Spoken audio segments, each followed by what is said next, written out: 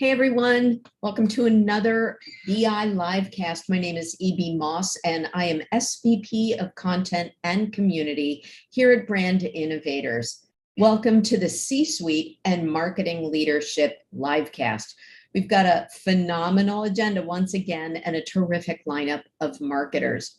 Now, before we get started, just a reminder that if you'll be in New York during Advertising Week in October, our big marketing innovation and leadership summit will take place at that time. We'll also be honoring the top 100 women in marketing and most innovative women. And if you would like to nominate someone in the latter category before August 12th, I'll add a link in the chat. Now, speaking of chats, you can always engage with us through the chat widget and the Q&A widget. We'd love that. That's what community is all about. But for now, I'd like to thank all of the marketers, our sponsors, and even you, our audience, for helping to make this event possible. Now, I am going to welcome to the stage now, and don't forget to engage and post your questions in that Q&A widget, Ted Chi, the SVP of Digital Marketing and Media Strategy for NBC Universal, and his moderator, Robin Myers, VP West Coast Brand Partnership of InMobi. Hello, everyone. Cameras on, audio on. There you are. Hi, Ted. Hi there. Hi, Robin. Good Hello. to see you. Thanks for having me. You bet. Everybody all set? Great. I'll let you guys take it away. Wonderful. Well, thanks again for having us. I'm Robin Myers. I am the VP of West Coast Partnerships here in Los Angeles. And I'm so excited to be chatting with Ted. Would love for Ted to introduce himself as well. Hi, can you guys hear me okay? Yes. All right. Hi, I'm Ted Chi, SVP of Digital Marketing and Media Strategy at NBC Universal, based here in sunny Los Angeles. I love it. Well, that's great. Well, thanks again for joining me today, Ted. Before we get started and dive into all of the interesting insights that we'll be discussing, I would love to hear a little bit more about your career path. How did you get to your role at NBCU?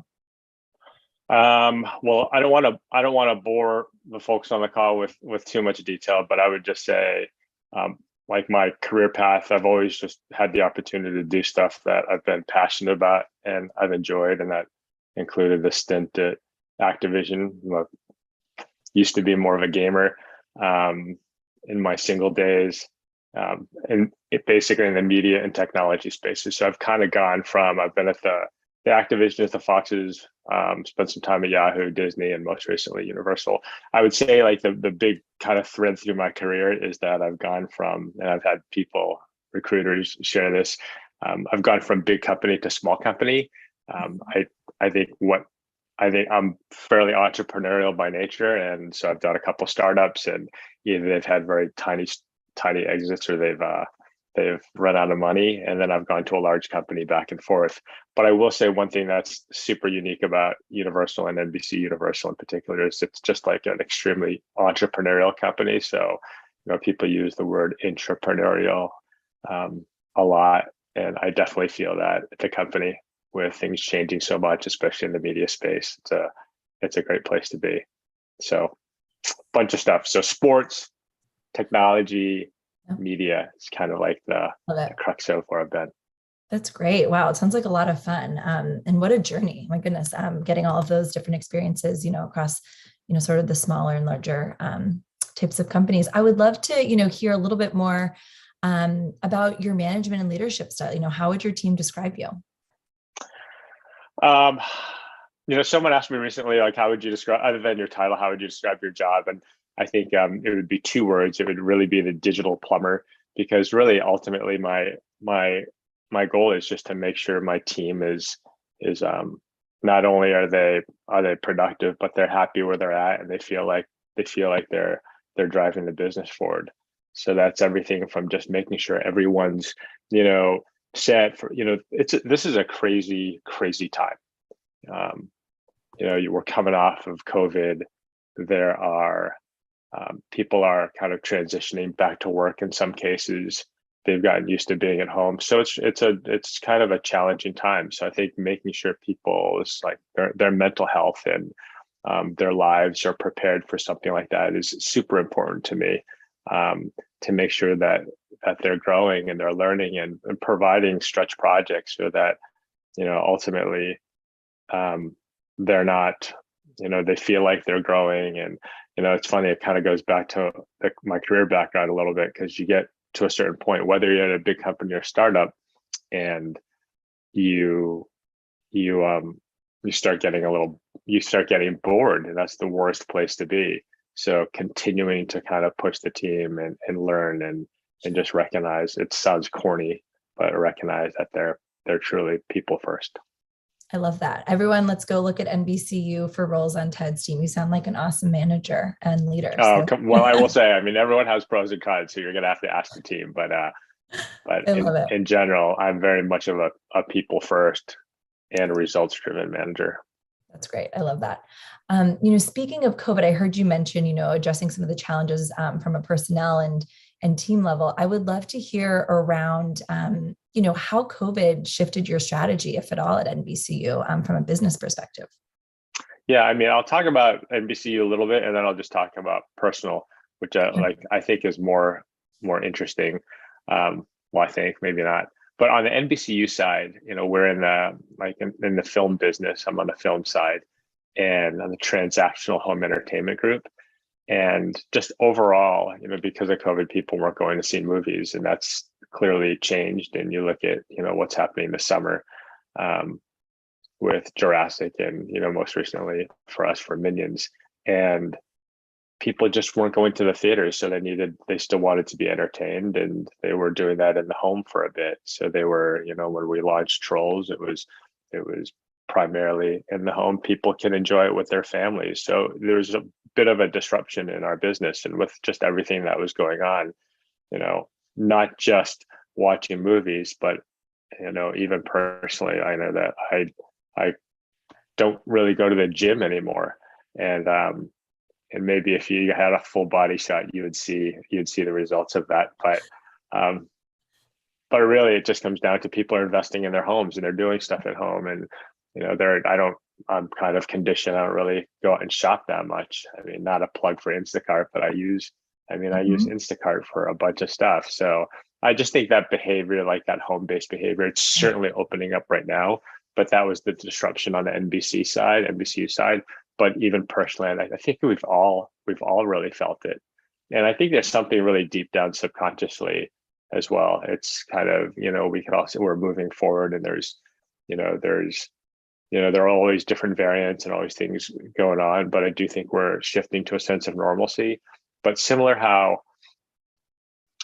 we really don't know that much about COVID at the end of the day, we really don't know about, the kind of long-term implications of just our consumer behavior and how we work. And I can tell you, more recently, I've been going into the office a little more, and I enjoy it. I think it's great being around colleagues, but the commute, being in LA, is a killer. And you can really tell people are going back, and it's challenging in many ways. But we have all acclimated to it, and I think we're all kind of better on the other side. Totally. I remember, Ted, I'm so glad that you mentioned the Trolls release back in, when was that? The summer of 2020, I want to say. And I remember as a child, we were never allowed to order movies or anything like that because my parents were really strict about it. And I remember my kids really wanted to see it. And I remember thinking, wow, $20 to rent this. And we rented on Amazon Prime Video. I'll never forget it. And ever since then, I think it has normalized and shifted my mindset and our family and our behavior as to, what's possible and what's, what we're able to view in the home, and really making it, much more sort of premium home experience, which has been just such a wonderful thing. I think, you no longer, of course, we love going to the movies, but I think having options is always a great thing. So, back to your comment about shifting that mindset and behavior. It's just really so interesting. Kind of on the same, in the same vein, what trends have you been seeing from your purview at NBCU in the industry? Would love to hear a little bit more about, any market shifting dynamics that you can discuss. Yeah, I mean, the term, well, a couple things, like maybe this is my background in games, but I really do feel like everything is gamified. Everything we do in marketing, it's all about, like retaining attention, acquisition, engagement, etc. So I do feel like the whole notion of keeping people engaged in certain ways is like permeating throughout everything. But I think I think that's been there for a while.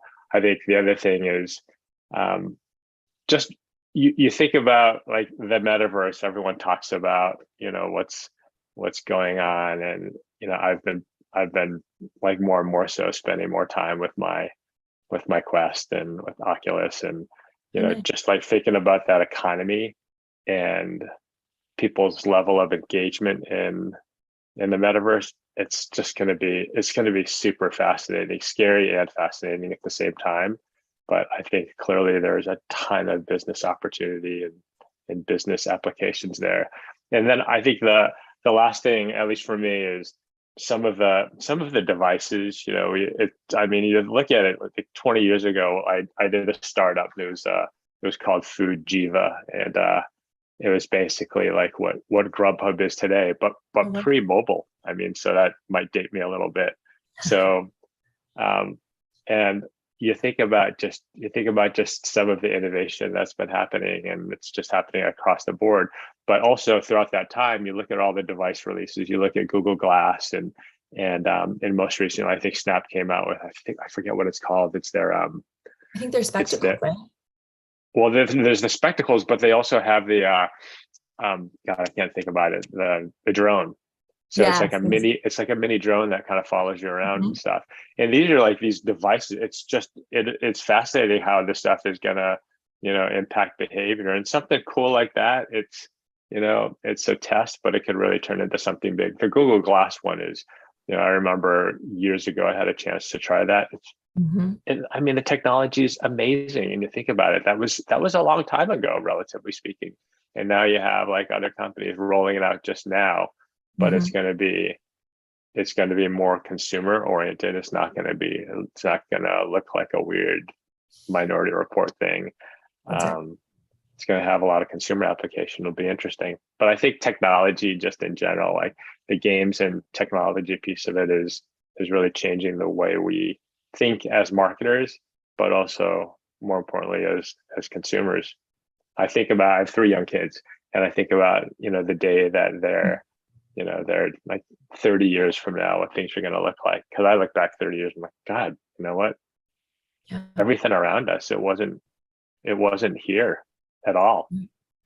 I know, it's so wild to think about. I also have 2 young boys, and my 8-year-old was like, wait, I was referencing something around how I didn't have a phone to look up something, right? Like for now, for us, everything is instantaneously available and on demand. And I think that was such a like foreign concept to him, that like that didn't exist even 20 years ago. So I think so much has changed in such a short time, which is so exciting.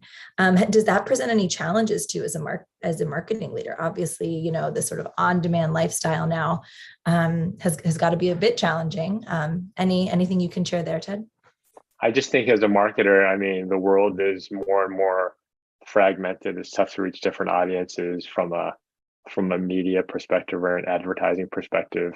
There's so many different channels and walled gardens, and everyone's chasing kind of like the MTA of it all and the multi-touch attribution. And it's really hard to, when you think about like what's the one Uber KPI that everyone's working towards. Obviously it's like everyone's trying to, maybe it's revenue or maybe it's people, etc.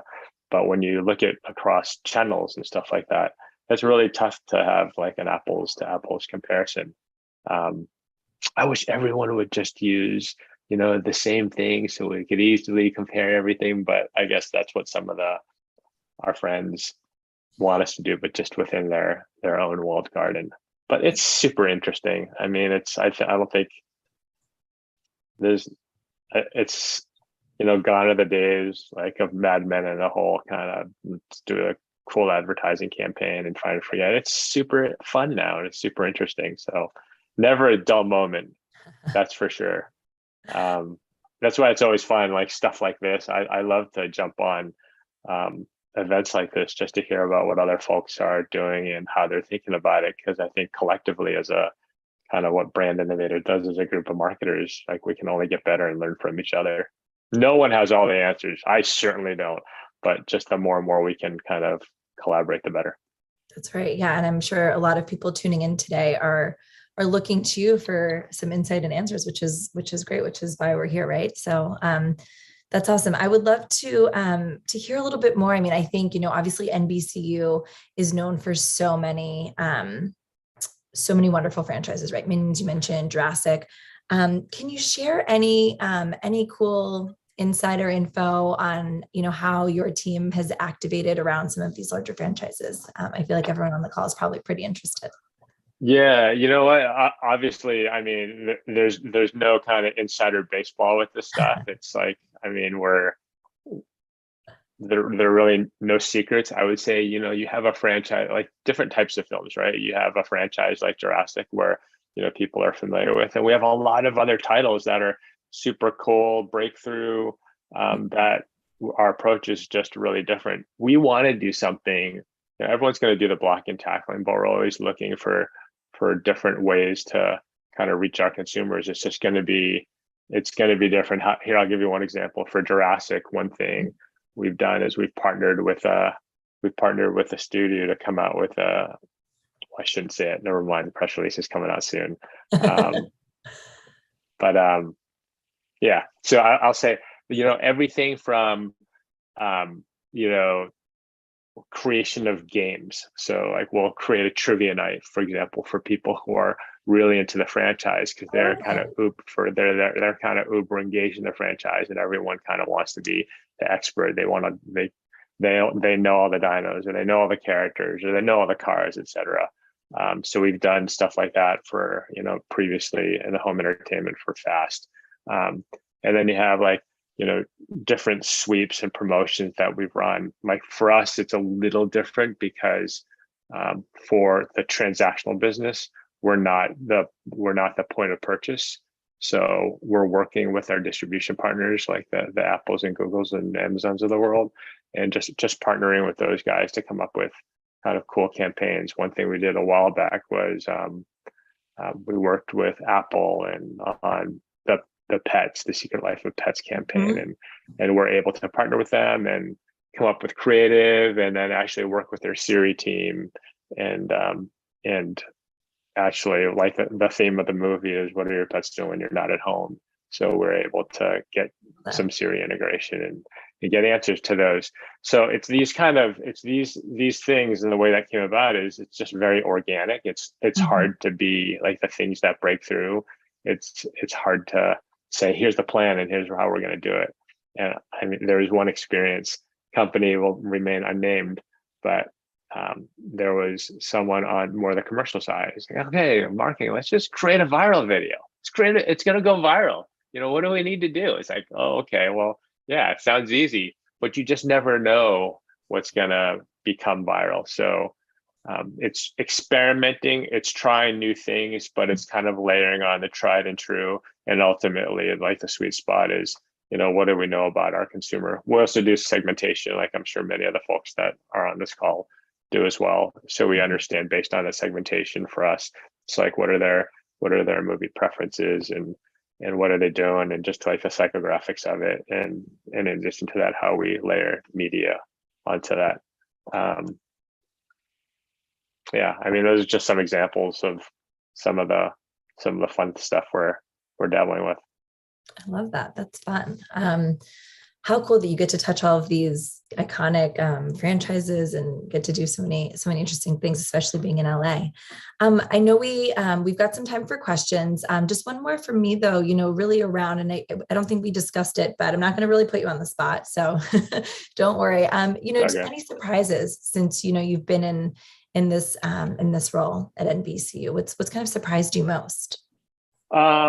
Well, previously when I first started at the company, I was working on the distribution side. So I was heading up basically our partner marketing and digital distribution. And um, and that was working with all the different accounts, like I mentioned.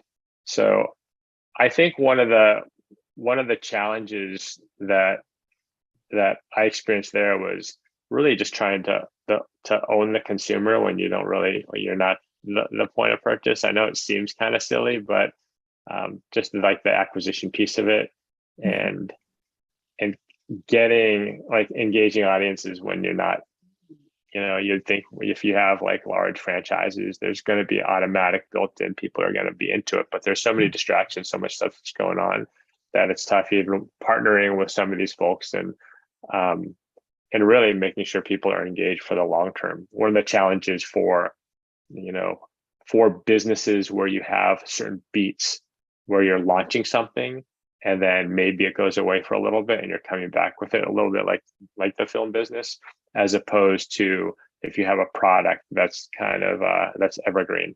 So Right. I did an internship at Kraft long time ago, and I was working on Post cereals. Post is part of I don't know if they still are, so forgive me if that's totally incorrect, but it was their At the time they their were. line of their line of Post Select cereals, and it's like evergreen. So I feel like you have a little more flexibility there because if something doesn't work and there's a little more time and the measurement is a little more clear on that end.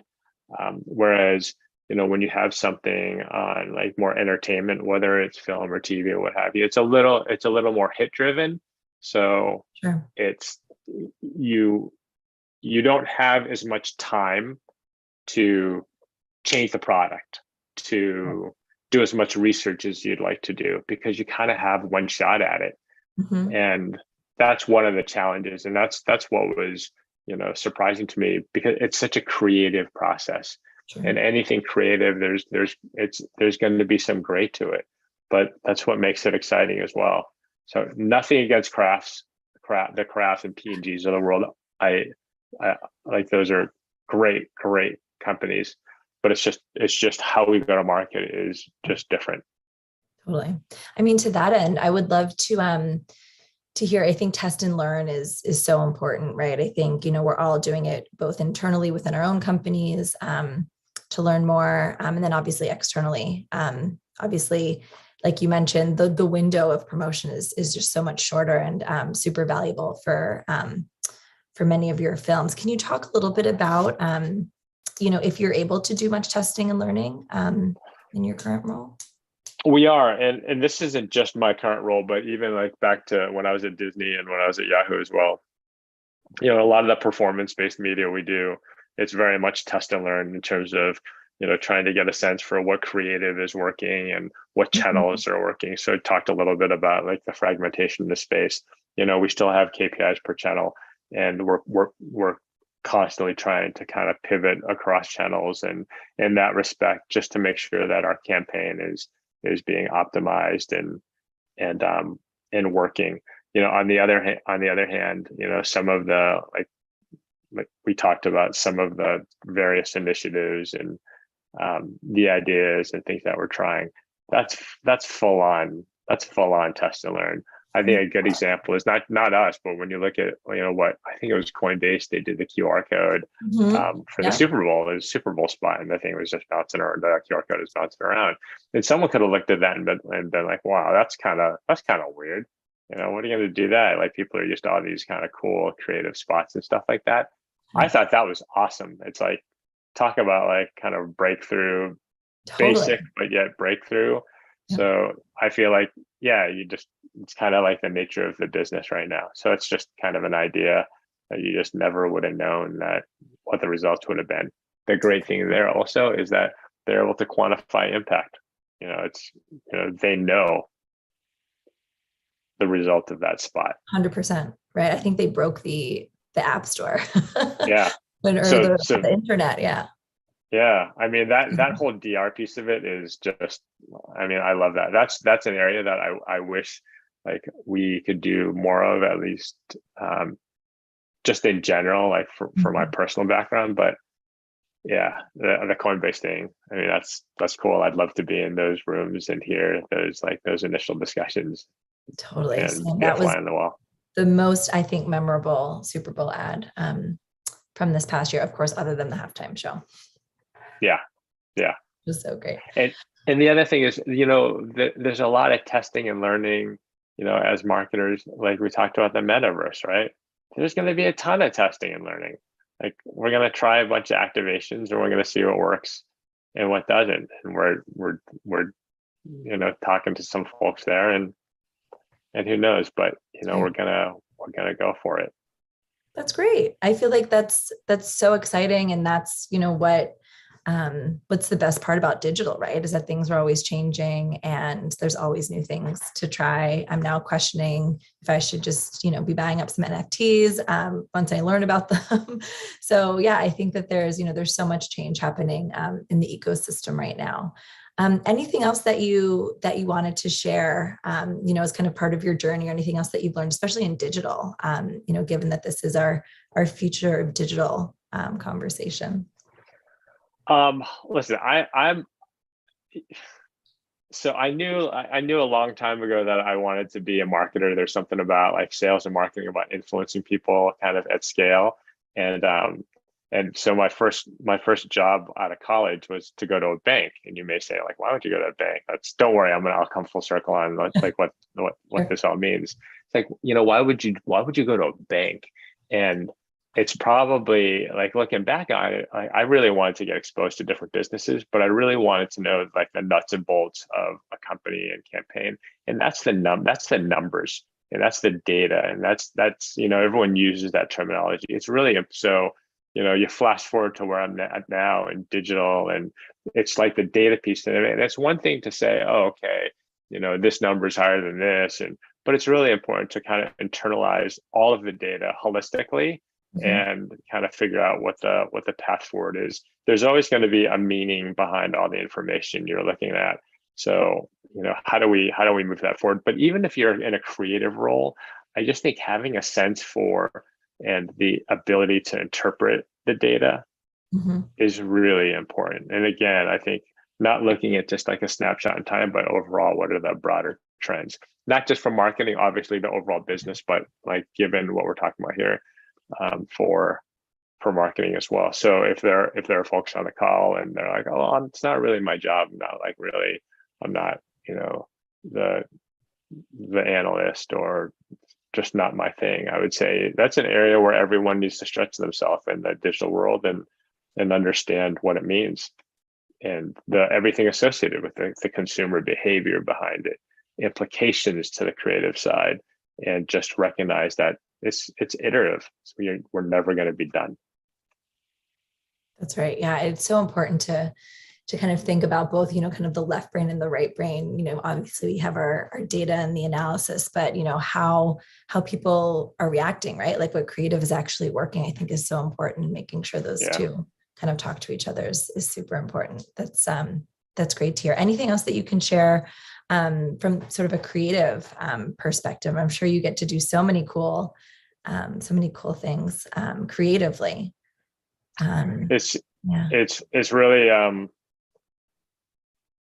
it's really trying stuff. It's testing and learning. I mean, I can tell you after, we like, even in my current role and even previously, like we do a lot of brainstorms and get together, and the great ideas can come from anywhere. Like truly great ideas can come from anywhere. Usually not from me, usually from people on my team or other teams.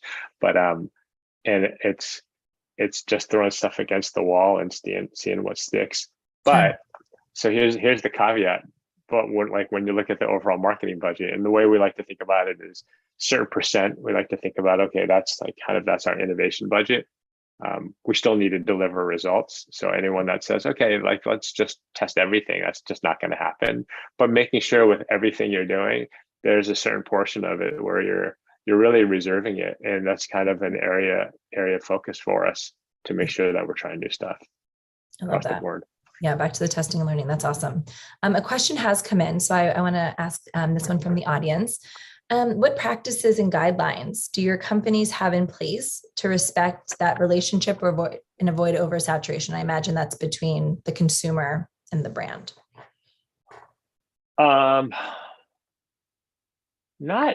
Nothing in particular that I can think of. I mean, I think of our group in particular. Honestly, there's nothing I can think of, because our audiences to a certain extent are, there's certainly crossover, but they're different as well. So a good example at NBCU, like Telemundo is part of our family. So if anything, like the audiences, there's a good opportunity to collaborate. It's actually our process internally is called Symphony, and just kind of how we work and leverage a lot of the data and the information we have. So I think it's more about collaborating more than anything. There is some stuff going on kind of on the corporate side that is more kind of ad sales driven. I don't know, honestly, I don't know enough about it to speak to it, and I wouldn't want to say the wrong thing. But in our smaller world, there's not a lot. Gotcha. Yeah. And I would say too, from my end, in Moby's core business is really around users engaging with ads and apps, right? And I think that there's sort of that two-way communication street. And of course, when we have our SDK, our tech, and these 5,000 apps in the US, for example, the last thing we want is to make consumers upset. So I think we really partner with a lot of the app developers to make sure that we're running ads in slots that are in a natural content break, for example, or, we're only running ads at a certain frequency that we know will delight users, as opposed to sort of make them frustrated within those app experiences. So I think making sure that, you have learnings around what creative is working and what slots do well in terms of video or rich media or gamification, for example, I think is super important. That's kind of what we're doing at Moby.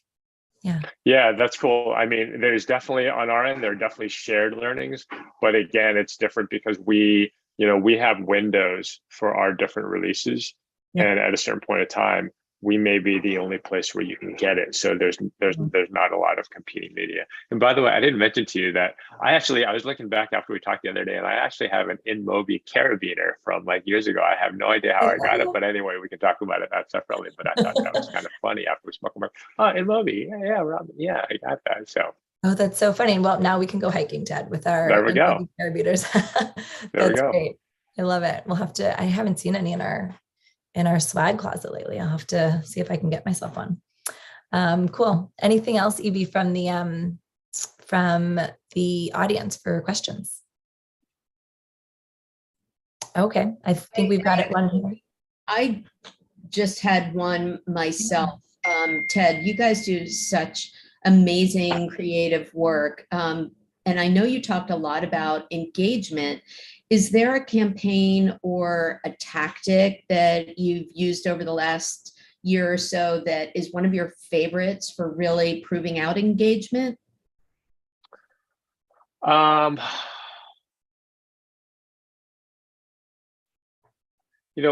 one of the things I mentioned a little bit is, things like, well, it's two things. One is some of the trivia stuff. It sounds so kind of, old school, but it's kind of like a no-brainer because people, I mean, how many parties have you been to where it's like, oh yeah, who's the actor, or what are the things, or, what was that building called in that movie? And so those are things where people kind of want to almost, they want to show off, and it's fun. So I think those types of games in particular, and I think for us, just kind of more broadly, it's, thinking about all the different channels where we can kind of leverage what we're doing. So a good example is, so here's a plug. So, we have a slate of films coming up, and we're looking at, again, this is one of those things I really want to talk about it, but I'll say just more generally, like the games piece of it, mobile games, online games, things like that. Like, how can we, there's a lot of stuff that's been done that's been really cool with, like, the Robloxes of the world, et cetera. Like, or, I can say that there are partnerships, that there are things we're doing with the Xbox team. So like, what do we do there that's kind of fun and different and engaging? So kind of comes back to the whole gamification of it as well. So sorry, that's a long kind of convoluted response to a very short question. No, that's okay. I mean, I also love the discussion around the partnerships and things like that. And, you know, I think your example is a little bit better than, what was it? A donut combo for National Mustard Day, thanks to French's Mustard. So there are some really weird, convoluted brand partnerships, but yours was a little less esoteric. So thank you. Oh, sure. Sure. Unless you're wearing a suit to go watch Minions at the theater. There you go. Yeah. There you Or go. at home for good family viewing, right? That's right. Wow. Okay. Robin, any final words? This has been super fun. I think, I've learned a lot today, Ted. So thank you for all of the insights and candor. Really appreciate everything that you've brought to us today, and hopefully everyone else learned something as well. Great. Thank you, Robin. And thanks to the Brand Innovators team. This stuff's always fun. And I appreciate you having me. Absolutely. A great conversation. And I already shared something you said about how the level of engagement in the metaverse will be both scary and fascinating, but with lots and lots of business opportunities. So with that, I think that we're going to hear a lot more about business opportunities and maybe some partnerships next up from Joe Artime. I hope I pronounced that correctly. It might be the fancy Artime pronunciation. I apologize in advance, of Perkins Restaurant for a very tasteful conversation moderated by Katie Castillo Wilson. She is the founder and CEO of Tap On It. And I'm going to keep going with the pun, Katie. I'm going to flip it to you to speak with Joe of Perkins. I'm sorry for that. That's all right. That's all right. Have a good time. Thanks. Hey, Joe, how are you? Hey, Katie, good to hear from you. You too. It was nice talking to you yesterday. So real quick, I'm Katie. I'm the founder and CEO of Tap On It. We're a text marketing platform. We've been around for about 7 years. We're based in Iowa, the tech capital of the world, and had an opportunity to talk to Joe here yesterday, prepping for this fun fireside chat. And so, Joe, would you want to give a quick intro and a little bit of background on yourself? Absolutely. Yeah, I am Joe Artime. So you were close. CMO of Perkins Restaurant and Bakery. We are a legacy family dining chain across 32 states, a couple provinces in Canada, been around since the 50s. And, just kind of putting our foray into the digital world, and excited to jump into that. We've seen a lot of innovation in that space over the last couple of years. I've been working in restaurants pretty much all my life since I could. Started out working in Panera and Chick-fil-A, and then eventually moved to, after business school, I joined Burger King as part of their leadership development program, went home to work on a brand that I grew up loving, Crystal, a fast food chain. And then when the opportunity to join Perkins came up, I decided to look at full service. I was always a server and bartender, so I've always enjoyed that aspect of the business, and it's been an exciting couple of years. Well, yeah. So you and I kind of connected based on the fact that I've also worked in many, many different restaurants. I started my foray at Dairy Queen, but also waited tables at Village Inn. So I feel like we're pretty aligned there.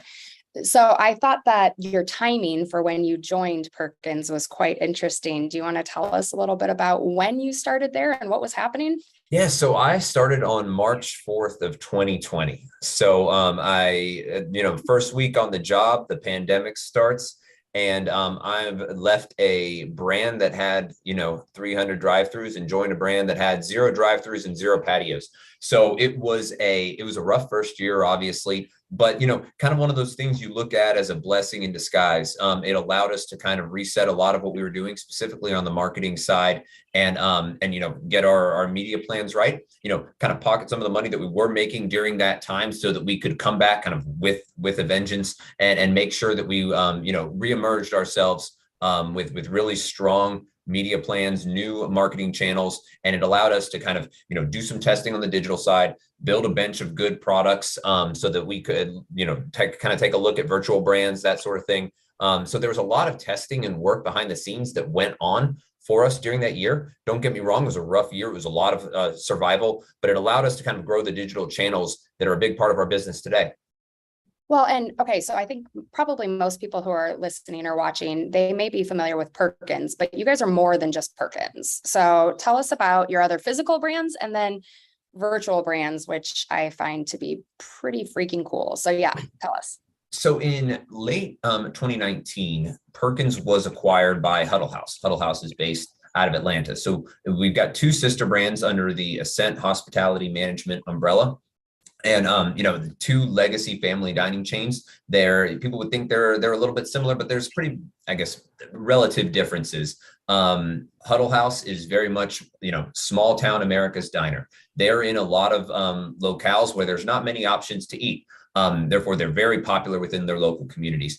Perkins is more of a suburban, exurban brand that's really popular kind of in the Rust Belt corridor of America, going as far west as Washington and as far east as New York, and again, kind of in Canada, and then, a smattering of restaurants throughout the South and especially in Florida. So a really unique footprint, and between the two brands, cover a lot of America.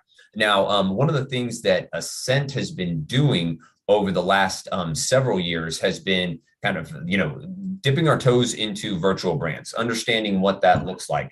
And for Perkins, one of the first ones that we did was, bakery's in our name. It's probably an underserved opportunity for us, and a huge differentiator for us in the family dining space. So one of the things that we did was we took a look at our bakery business and understanding how guests interact with third-party delivery apps. If they're looking for something specific, you've got to scroll through. Perkins has no less than 30 entrees. Trying to find a pie or a cookie or one of the famous bakery treats that we're famous for could be a little bit challenging on these third-party delivery apps. And, we want to obviously grow check certain ways. So how can we make our bakery more accessible to people on these apps? We developed a virtual brand, Bakery by Perkins. We utilized the Perkins name and, kind of associated it with bakery. So we get kind of that equity there, and built that brand so that people that are looking specifically for bakery treats online or on these apps can access those Perkins treats rather quickly. So this is something that was a big success when we tested it. We launched it to all company stores. It's in over half of the locations right now. It's helped grow our bakery business by more than 10% in the stores that have it. So it's been a huge boon to the bakery side of the business. We also have Papa Corazone's Quesadillas, which is a brand that kind of has, call it 8 to 10 fun quesadillas, unique. There's a burger and fries quesadilla. There's a chicken and mac and cheese quesadilla. So really kind of unique chef-inspired treat, quesadilla treats, a couple of sides, loaded tots, cheesy fire roasted corn, some dessert chimichangas. So a really unique, fun menu. And the way that we look at this one, this is a brand that is very new, but it is, from what we're seeing and kind of in the early returns are that it's very popular at night in more urban locations. And, with a crowd that maybe's been, had a couple. So, what it does, what allows our kitchens to do is leverage the kitchens at times, maybe when the actual restaurants aren't as busy, the traditional Perkins and Huddle House brands. So, it's been, very successful in a lot of the locations we've put it in. It's in about 50 locations right now. And it's going to be in about 100 locations by the end of September on the third-party delivery apps. So really strong growth for that coming soon. We're excited to see kind of what we can do with it. And the good thing about this is we can utilize it across both the brands. So both Huddle House locations and Perkins are going to have Papa Corazone's Quesadillas. So it's definitely an interesting one to check out on third-party delivery. Okay, so first of all, that's hilarious and awesome and so smart to be able to really stretch the kitchen. I mean, the space, you've got the space, you've got the, the people there. Now, I know that as both a consumer and then working with businesses, restaurants, there can be a kind of an opinion formed against third-party delivery systems, right? About those apps. Some businesses are like, I would never because of the margins. Other businesses are like, yeah, why wouldn't you? Kind of tell us about your thought process and strategy behind that. Yeah, so It's interesting. When I joined Perkins, and I was at Crystal when we launched third-party delivery, and we had kind of the same trepidations about the margins there. They're taking too much of the cut if you break it down, and then we're making nothing after it. The fact of the matter is the way that customers utilize these third-party delivery apps, they're not saying, I want Perkins tonight. I can either go to Perkins website and order it, or I can go to DoorDash and order it. The fact of the matter is that they're logging on to DoorDash or their third-party delivery app of choice, and then scrolling through and saying, hey, Perkins sounds good tonight, or I want Chinese food, or I want Mexican food. What are my options available to me? So if you're not on those apps, and I totally get the reasons for not being on it, at the end of the day, you're going to lose market share to folks that are on those apps, because there are customers that are loyal to those apps, are loyal to those channels for making decisions on where to eat a meal. So we saw it as it is incremental to the business. Every time that we add on one of these third-party delivery apps, and we are picky with who we decide to partner up with. That level of trust has to be there. We need to make sure the drivers show up on time. We want to make sure the customer experience is strong. So, we have 4 trusted partners at Perkins that we work with. And, thus far, it's been a really good beneficial partnership for both brands. And not only that, we've felt comfortable enough with our partners in that space that we have leaned into the virtual brands. We have, utilized Bakery by Perkins, Papa Corazones on the third-party delivery apps. We're working with Mr. Beast in some of our stores. So the Mr. Beast burger. So, third-party delivery, it's not an overwhelming part of our business, for all the attention that it kind of gets in the trade publications or in the media. The vast majority of people are still coming into restaurants. More than 80% of the people that come into Perkins, the dollars that come through Perkins are coming through in-house diners. That's still the most important part of our business, the largest portion of our business. That's the part that we definitely want to serve, but we don't want to forget about other sales channels that are out there, and third-party delivery is definitely that. Yeah, no, I completely agree with you. If you're not present in those third-party apps, when somebody's trying to make a decision, you're not even an option, right? So you're definitely not going to be the choice that they make. So 100%. Super smart. Makes sense to me. So, okay, you came into this role at a very interesting time in the world. And, I think that for the most part, we're starting to feel like things are bouncing back from the COVID side of things. But now, over the past year or whatever, issues with staffing and now inflation. How are you guys, first of all, helping to continue to protect your business, grow the business? How are things going? There's a lot going on. How are things going? Yeah, so staffing has always been a challenge. I'm reminded of one time I was visiting a franchisee when I was on the franchise ops side back at Burger King, and I asked him kind of how his staffing was going. This was like 2015 or so, and it's going terrible. We can't find anybody. Blah, blah. My boss goes, when we got in the car afterwards, he was like, never ask a franchisee how staffing is going, because the answer is always going to be exactly what you just saw. This was 7 years ago. So, obviously that, the staffing has been an enormous challenge. I'd say one thing that we are very fortunate to have at Perkins, and you see this when you go into restaurants, saw it yesterday meeting with operators. We have a lot of long tenured employees at Perkins, and it's very much not kind of the beaten down, worn out people that are bitter after being working in a restaurant for 20 years, because you definitely know those types growing up in restaurants.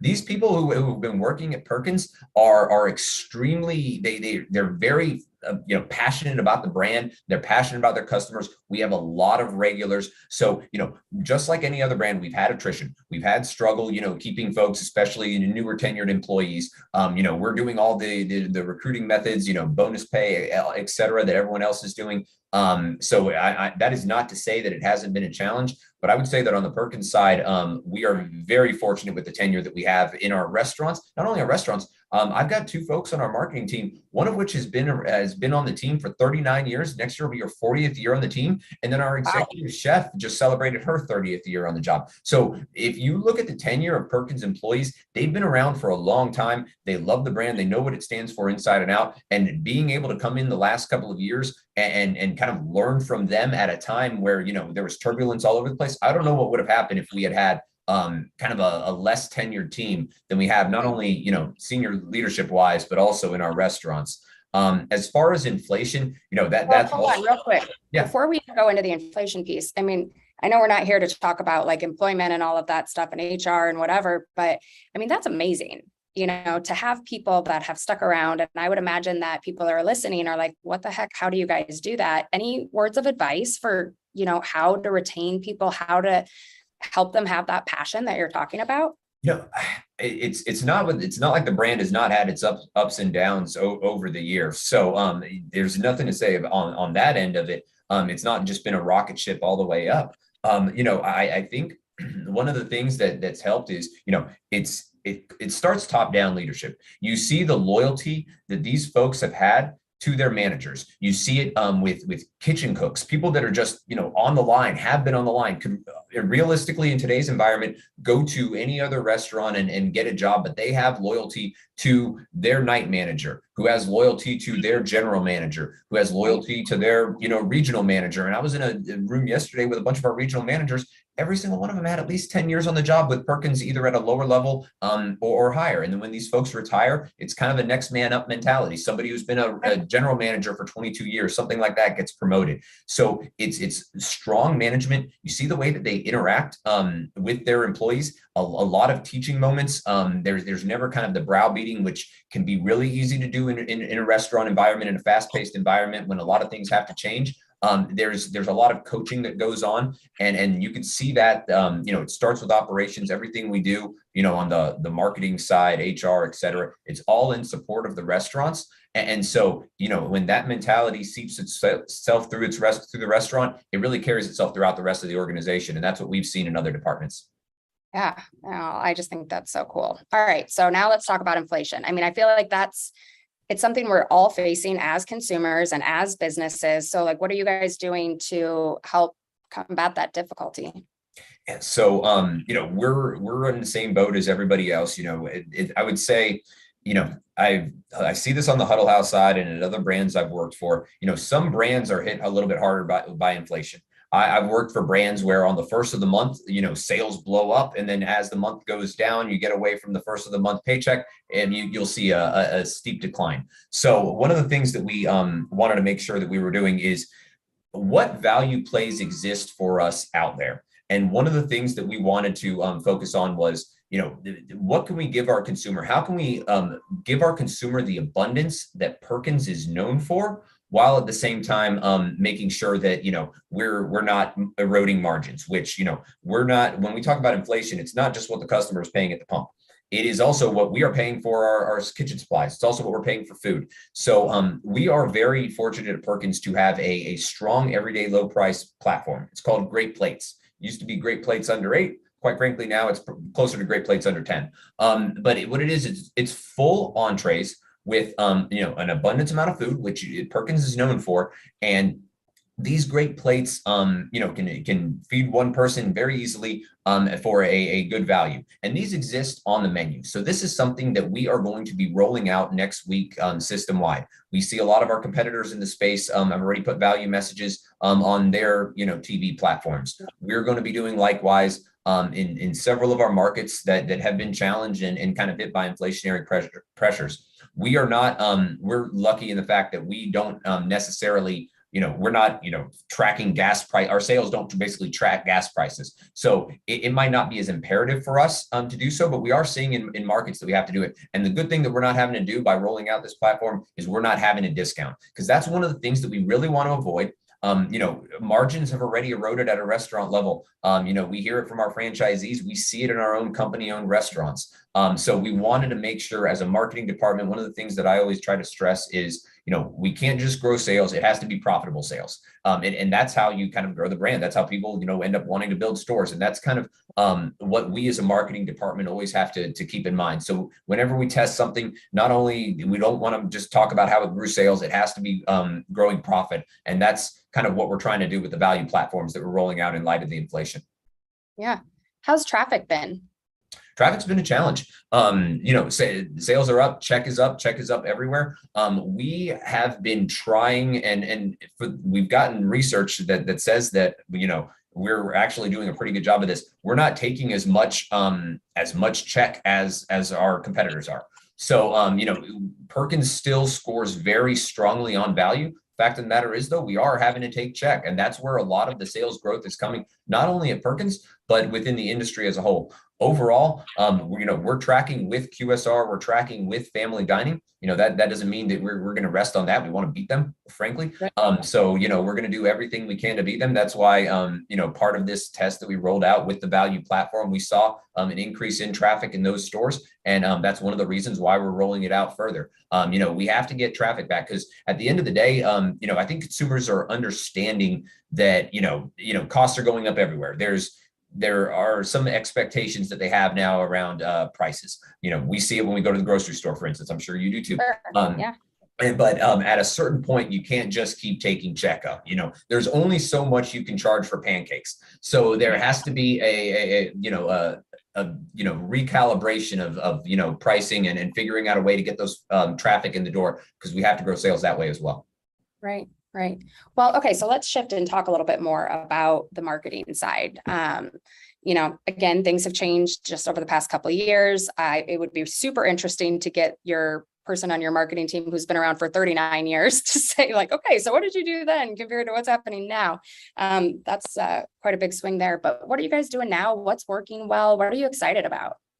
Yeah, so a couple of things. Let's start with the main promotions that we run. So Perkins runs, they've got a very expansive menu, but it's a lot of commodity items. You can get a burger anywhere. You can get pancakes anywhere. I don't think you can get better pancakes than you can at Perkins. But the fact of the matter is, a lot of the menu items, it's family dining. There's some, there's some basic items that go along with that.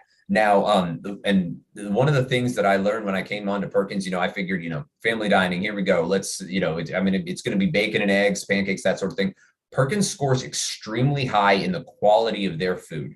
So if we have an expansive menu with a ton of SKUs in our restaurants, a ton of pantry items, there's a lot we can do with that, knowing that those are quality ingredients, because that's what our customers are telling us. That's what the research shows. So what can we do with those items? We know that, given the supply chain issues that are out there right now, we know that, given labor and training challenges, and, you're already training a bunch of new employees anyway, how much do you want to train them on a bunch of new items? We don't want to bring in new items into the restaurants. We have a very strong executive chef who has done a wonderful job of taking all of the, ingredients that we have in our pantry and creating new menu items, utilizing those ingredients so that there is no new items that are having to come in. We're not having to deal with, hey, this supplier couldn't provide this product on time. We test all these before we go out. We've got a pretty rigorous, testing methodology that we look at. We want to make sure, again, are we driving profitable traffic into the restaurants? So a couple new items that are in there right now. Bakery inspired breakfast. The way I looked at this is Perkins does two things great: breakfast and bakery. What if we combine those two items and created a lineup of entrees that leverage those two? So we've got cinnamon French toast, which is cinnamon sugar French toast. You've got Boston cream pancakes. It's pancakes with Boston cream, just like our Boston cream muffin, covered with chocolate and cherry on top. You've got blueberry lemon waffle. So a lot of fun items that leverage the sweetness that you can find in our bakery, as well as our breakfast. It's combining the two best worlds of Perkins. And then, kind of as a sneak preview for something that we're rolling out later this year, we've got Bacon Fest. Now, other people have done Bacon Fest. It's kind of something that's been done before. I really like the twist that we're going to be putting on it, the unique spin that we're going to be putting on our entrees. Everybody loves bacon. It's the easiest thing in the world. How can Perkins make it unique? This is something that tested well. Unsurprisingly, when you put more bacon in a lot of menu items, people tend to go for it. So that's something that's going out later this year. We've done a good job, and the pandemic helped with this. We were able to test a bunch of items and rebuild our bench. We wanted to build a strong bench of promo items so that, for instance, if traffic becomes a challenge like we're seeing right now, we're able to roll out a value platform. But if we get to a point where we can have decadence in our entrees, we want to have those entrees as well. Bacon Fest is something that we wanted to roll out earlier, except for we saw a lot of commodity prices increase in bacon. So, we had a bench and we had other products ready to go. And that's one of the things that, has helped us build, a strong marketing calendar.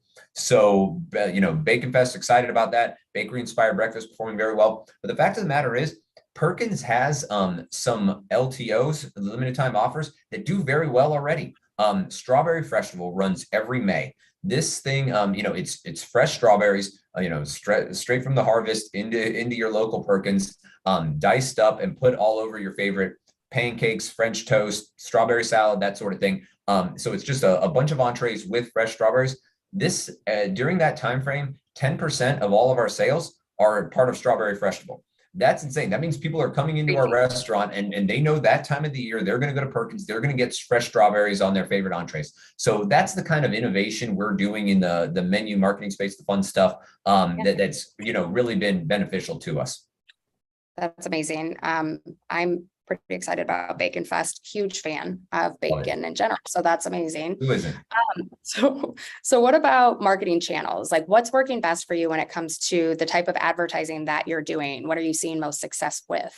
Yeah, believe it or not, when we came on board and Huddle House acquired Perkins, we had very little by way of digital marketing. It was mostly I guess boosted posts on Facebook was really the extent of the digital marketing that we had done. We had a very strong email e-club platform. So we had done some stuff there, but we knew that we probably needed to recalibrate some of our marketing channels and figure out, better ways to do so. So one of the things that, again, the pandemic, you've got certain states that are shut down, certain states that aren't. It's really kind of hard to do test and controlling during that time, but we were able to do some digital cell testing, which allowed us to, surprise, show that digital channels, even if you're doing something simple, just Meta and Google channels, they drive sales if done properly. And we've got a really strong digital team, a really strong agency partner that helps us with that. And so we've launched kind of an always on digital campaign that's on 365 days a year at Perkins. That started in last year. So it started in May of 2021. And that's really the first kind of system-wide media buys that Perkins has done around digital. So, that's something that, was a really big hit in year one. Also, another thing we did was we kind of revamped the way we bought TV. Plussed up a lot of weeks to do kind of shorter, more impactful flights, fill in kind of a lot of the dark weeks with over the top, looking at kind of different partners there, different streaming channels that make sense for us. That's something that we've really gotten into lately. We're doing a lot of testing around that. So those are kind of some of the new channels that we've really leveraged at Perkins. And that's beyond kind of just the actual digital kind of infrastructure channels that we developed during the pandemic. So the Perkins company stores were always on third-party delivery and on online ordering. They had that for, call it, going back 4 or 5 years, really kind of before a lot of the family dining folks did. The people that we didn't have on were our franchisees. Well, during the pandemic, if you weren't on online ordering, if you weren't on third-party delivery, you probably weren't going to make it. So that really helped those guys get on board and sign up for those items. And now those channels have grown for us as well to be a not insubstantial part of our business. So we're really excited about those. And also what we're able to do is then take our spots on television, for instance, or on social media, and then put it around online ordering. Whereas before, apparently, we couldn't mention online ordering in our, call it TV spots from 2018 or 2019, because only, call it 35% of the system had online ordering. But now we can tag all of our spots with save money and time, order online, that sort of thing, to really kind of let people know that, for something that's honestly table stakes, it's not necessarily, it's less family dining restaurants than you would think have strong online ordering platforms. So being able to leverage the new media channels that we're utilizing in our media buys to promote the infrastructure channels that we have has been something that's really been beneficial to those channels. That's pretty cool. Okay, so social media. What are you guys participating in? Anything we should be looking forward to in the future? Yeah, so as of right now, we've kind of got the legacy social media platforms. We are exploring other ones, kind of thinking about doing a soft launch, I would say. Perkins has a customer base that is older than median. I don't think I'm breaking any news by saying that. That being said, I think coming in, one of the things that we want, you never want to be the client that comes in and says, hey, get me on TikTok. Let's figure this out and just roll it out. One of the things that I always say to our agency partners, if we're going to roll something like that out, it's got to be strategic. It's got to be a right fit for the brand. It has to fit our voice. We can't just, be edgy. That space is taken. what does it look like for Perkins to be on some of these new platforms? And that's kind of what we're going back and forth with. We're doing a lot of looks into seeing, how are people interacting with our brand on these new platforms that we're not on yet. And we're getting a lot of great ideas. Perkins, one of the things that's great about it, the median user is obviously, not as old as you would think, but, in let's say the, late 40s, those people have kids, and those kids come to Perkins, and they grow up going to Perkins. That's one of the things that we hear that comes through very clearly in our customer research. Oh, I grew up going to Perkins, and before I moved away, I was always going there. Or when I go back home, I go there with my mom and grandma. Or the people who stay in those markets, they still go to Perkins. So we need to capture those people, because those people are kind of venturing out onto other platforms, and we want to make sure we're there. We just want to make sure we do it the right way. We are going to be deliberate of when we join those channels, and we're looking forward to it, because I think one of the things that we've done, over since the start of the pandemic, we've more than tripled our Instagram following. Now, there was a lot of low-hanging fruit there, but we want to make sure that we do that in the right way, that's true to the voice of Perkins. We have customers that, they're not exactly the most edgy type. So we want to be very, very certain with, how we talk to our customers on there. Want to make sure they feel good about it. The motto for Perkins for so many years has been kindness served daily. And we want to make sure that signs that comes through in our social listening and the way that we talk to our customers on those channels. Oh, I love that. Okay, so you talked a little bit about email. I got to ask, mainly for myself, but what about texting? Have you guys started doing anything with texting?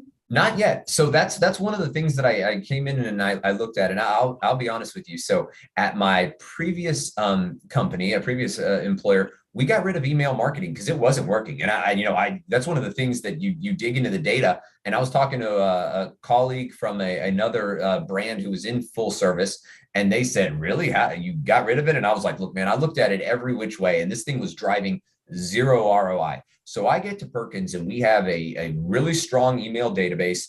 We have a loyal following that if they don't get their BOGO Wednesday email on, by 5:30 in the morning, they're emailing us and figuring out, why don't I get it, or hitting us up on social media. So, it is a serious sales driver to us. Now, the next logical question there is, is there anything we can do with text in this space? And, have we explored that at all? No, that would, we never did that because, they wanted X amount of dollars for this and that.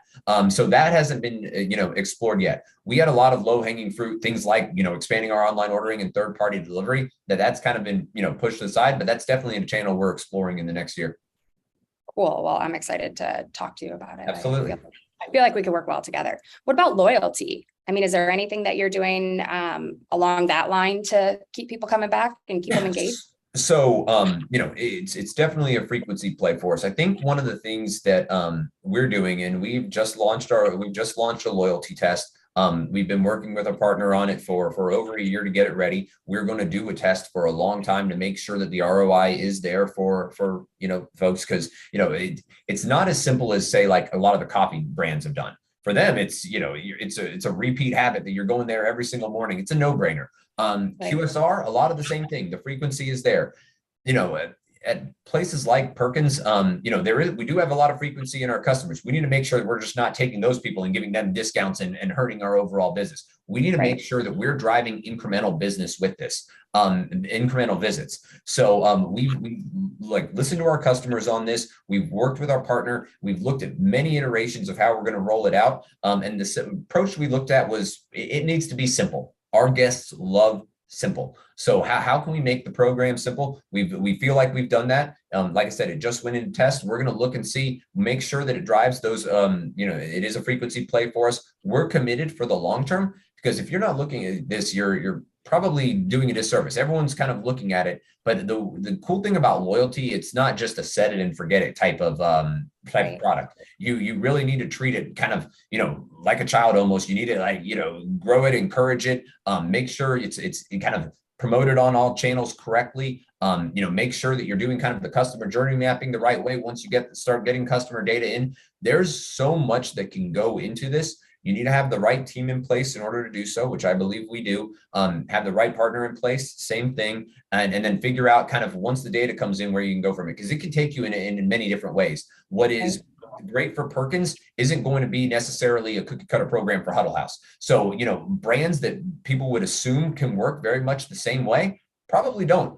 So you need to make sure that you're willing to, change the loyalty if it's not, change your loyalty platform if it's not working. There's a lot to go there. We're going to test it again, much like everything else. We're going to be very deliberate about how we do this and make sure that we've got the right program for our customers and we're promoting it in the right way. There's going to be hiccups along the way. When I was talking to these operators, there was no way I was trying to put on my rose-colored glasses saying, you're going to love this. You're going to see, a guy who was coming in once a week. Now he's coming in 3 times a week. There's going to be some learnings along the way. Learnings is a good way to put it. But we're committed to this for the long term, and we're going to figure out how to get those frequency visits. Yeah, I think that's great. So I know we're getting to the end of our time here. I think I don't actually remember how much time we had, so we could just talk forever. But so looking at the leadership side of things a little bit, you talked about having a strong digital team. What have you done, and just not necessarily even just at Perkins, but over the years throughout your career, what have you done as a leader to help guide people coming into the industry, coming into the marketing space?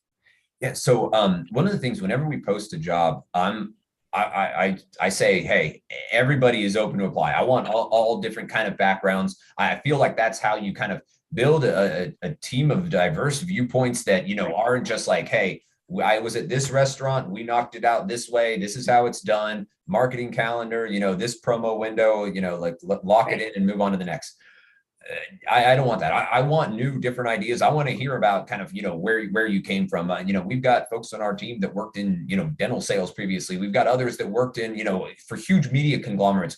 We want those people. I want to take best practices that work in other industries with other brands and figure out how to apply those to the restaurant industry. And I think one thing that you need to do, when you're, and this goes back to kind of what I was talking about in the restaurant, but it can be applicable to a marketing department as well. You have to invest in these folks, or you will lose them, especially, in today's environment. When somebody young comes in on the team, I want them to kind of, make sure that they do not, that they're not just kind of forgotten. They have their task, they knock it out, they go home. I want them to learn different parts of the business, especially when you work on a brand like a Perkins, 300 locations, we're not going to have all the budget in the world. We're not going to have the most bloated team in the world. So people are going to have to wear multiple hats. The reality of the business is when somebody goes on vacation or somebody leaves for another job, people are going to have to play backup. So we want to make sure we have a lot of cross training, and there's a benefit in that because those people kind of learn how to do more. They can actually, see different things. Hey, I really like the digital side of things. Oh, actually, I really like the creative side.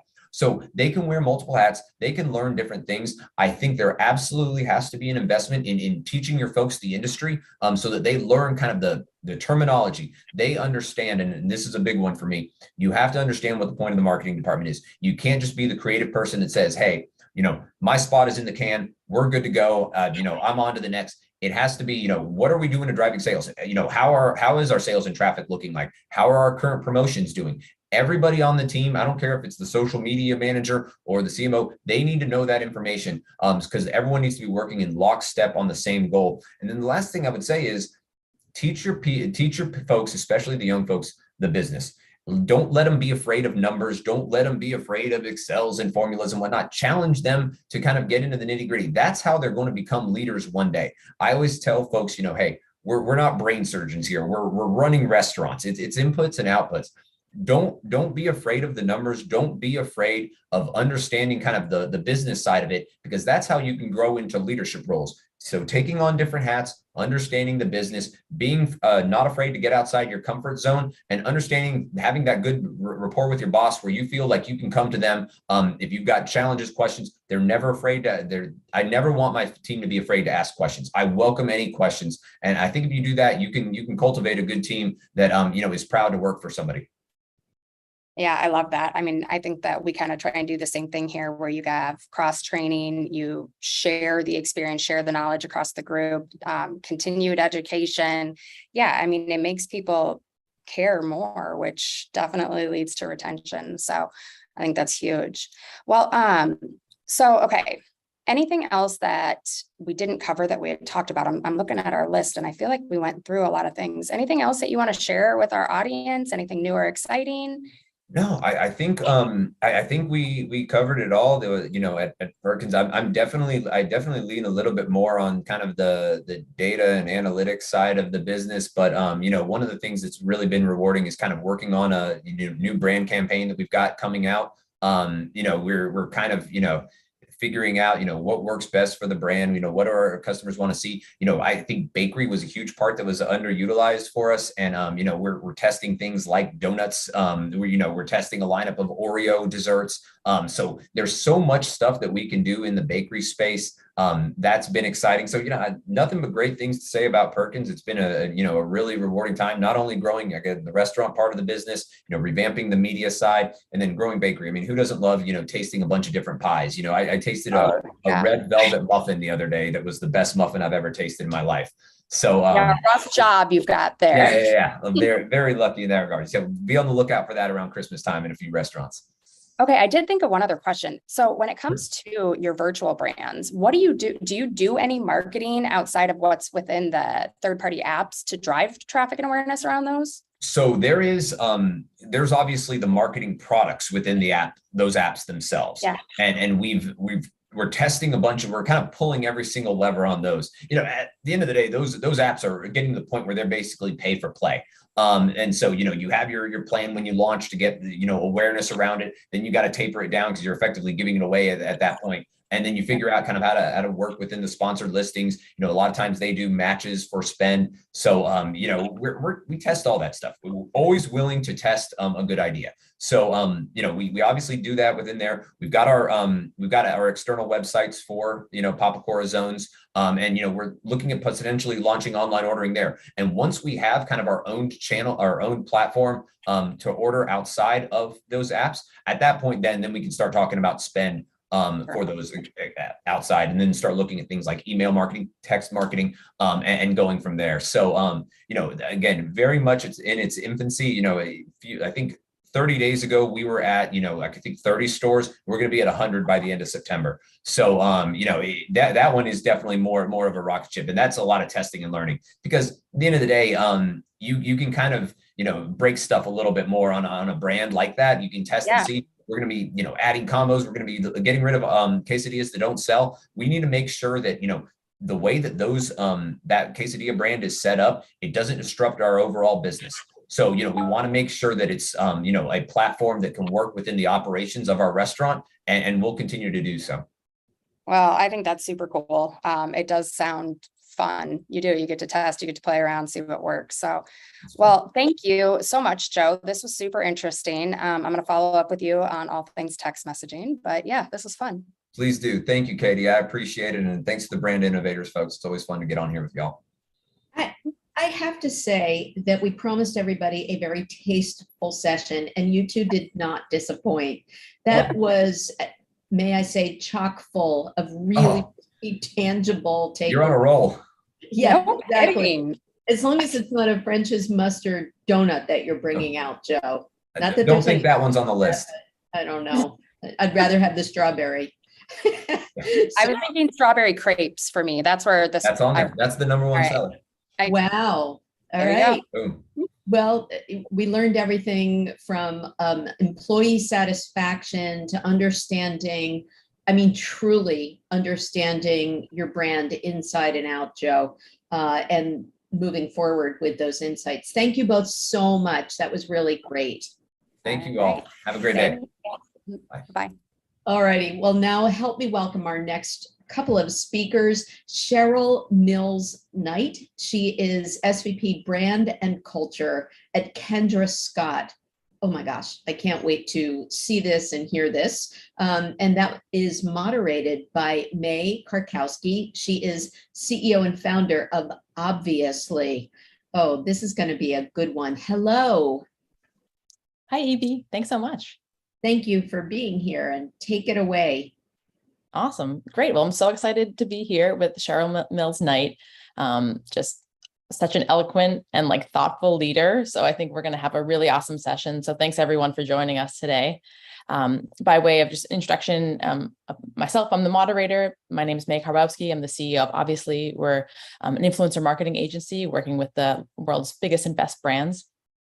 And I am so excited to talk to you today, Cheryl. Do you want to just maybe give a little intro to yourself before we really dive in? Sure. Thank you. Thank you for having me. And yes, May, it's nice to see you again. Yes, my name is Cheryl Mills Knight, and I'm the SVP of Brand and Culture at Kendra Scott. We are a jewelry lifestyle brand based out of Austin, Texas, with over 120 stores nationwide, omni-channel business, growing and growing. 20 years thus far, with a bold, bright future ahead of us. That's awesome. That's so great to hear. Yeah, so you've had such a quite impressive career with Kendra Scott. I mean, you're really on the founding team. Could you kind of walk us through that growth and trajectory of the company? Yes. So I've been with the brand for over 17 years. I was the first marketing hire in 2005. We were a wholesale only business for the first 8 years.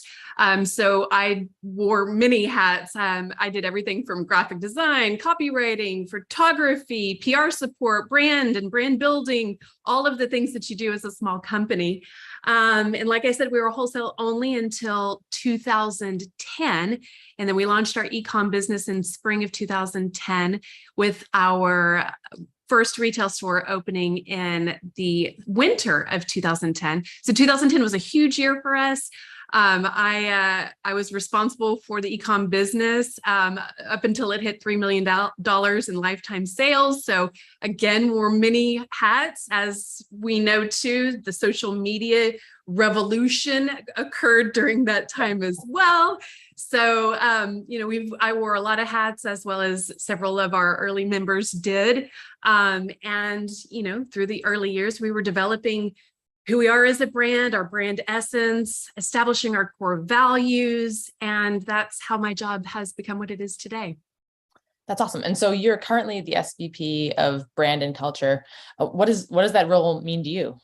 Well, it means it's a really important role. I'm actually quite honored to have this role. And really, my job is to, in essence, bring our core values of family, fashion, and philanthropy to life, both internally for our employees, and of course, bring it to life externally for our customers and their communities.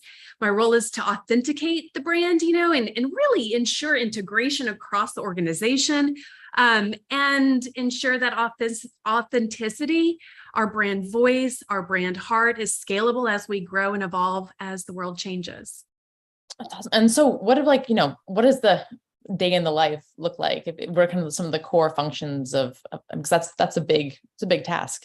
You guys are scaling really. It is a big task. I mean, honestly, I have one foot in the HR department, our people and culture, and really bringing to life internally, not only through leadership skills and developments and programmatics, but also fun events and cultural events that bring together our leadership team with our people, and our people integrating. We love to have a lot of fun. In fact, I help to lead a fun committee that brings to life just a real thoughtful connection and fun cultural events across the organization. But then I also, and I would say one of my first loves is really in the marketing department. And so it's bringing to life, working together with a very dynamic team, with our creative services team and our brand marketing team and our PR team and our e-com digital team, to bring to life our awesome products and also experiences to our customers and meet them wherever they are. Oh, that's so great. So what sort of KPIs are so big across marketing and just, in successful companies. What are some metrics that you look at to really say okay, hey, we're really doing a good job with brand and culture here at Kendra Scott? Well, so when you think about brand and culture, and I'd love to actually philosophically share with you how we think about brand and culture. Our brand is our culture, and our culture is our brand. And when I say that, it's all about human connection and human experience, and making connection tangible and real and purposeful, and then letting that allow the transactions to follow. So we can get into a lot of different tactics about how do we bring that to life. And I'm happy to dive deeper into this because it's a big, broad statement, but definitely. It's metrics. I mean, of course, sales help too, and that's fine. But I also think that it's even more important talking about retention, also talking about how we engage with our customers through our events in store. That is another really powerful metric for us because it also helps to create that integrity and loyalty with our customers when we really connect with them in their communities. So we've got a really robust retail marketing experience through our experiences in our stores. One thing I was really struck by when we first talked was just your ability to kind of brand different concepts, like, brand cultural concepts within the company. And I think that just makes things so clear within a team. It's like, oh, that's what we do. Like, that's what we do. And I especially love the one about like the family rule. If you could, if you could really explain that to the audience, I feel like that's just like such a great one. Well, so just to take one step back, just a touch, our North Star are our core pillars, and they are defined as our core values of family, fashion, and philanthropy. Mm-hmm. Family comes first at Kendra Scott.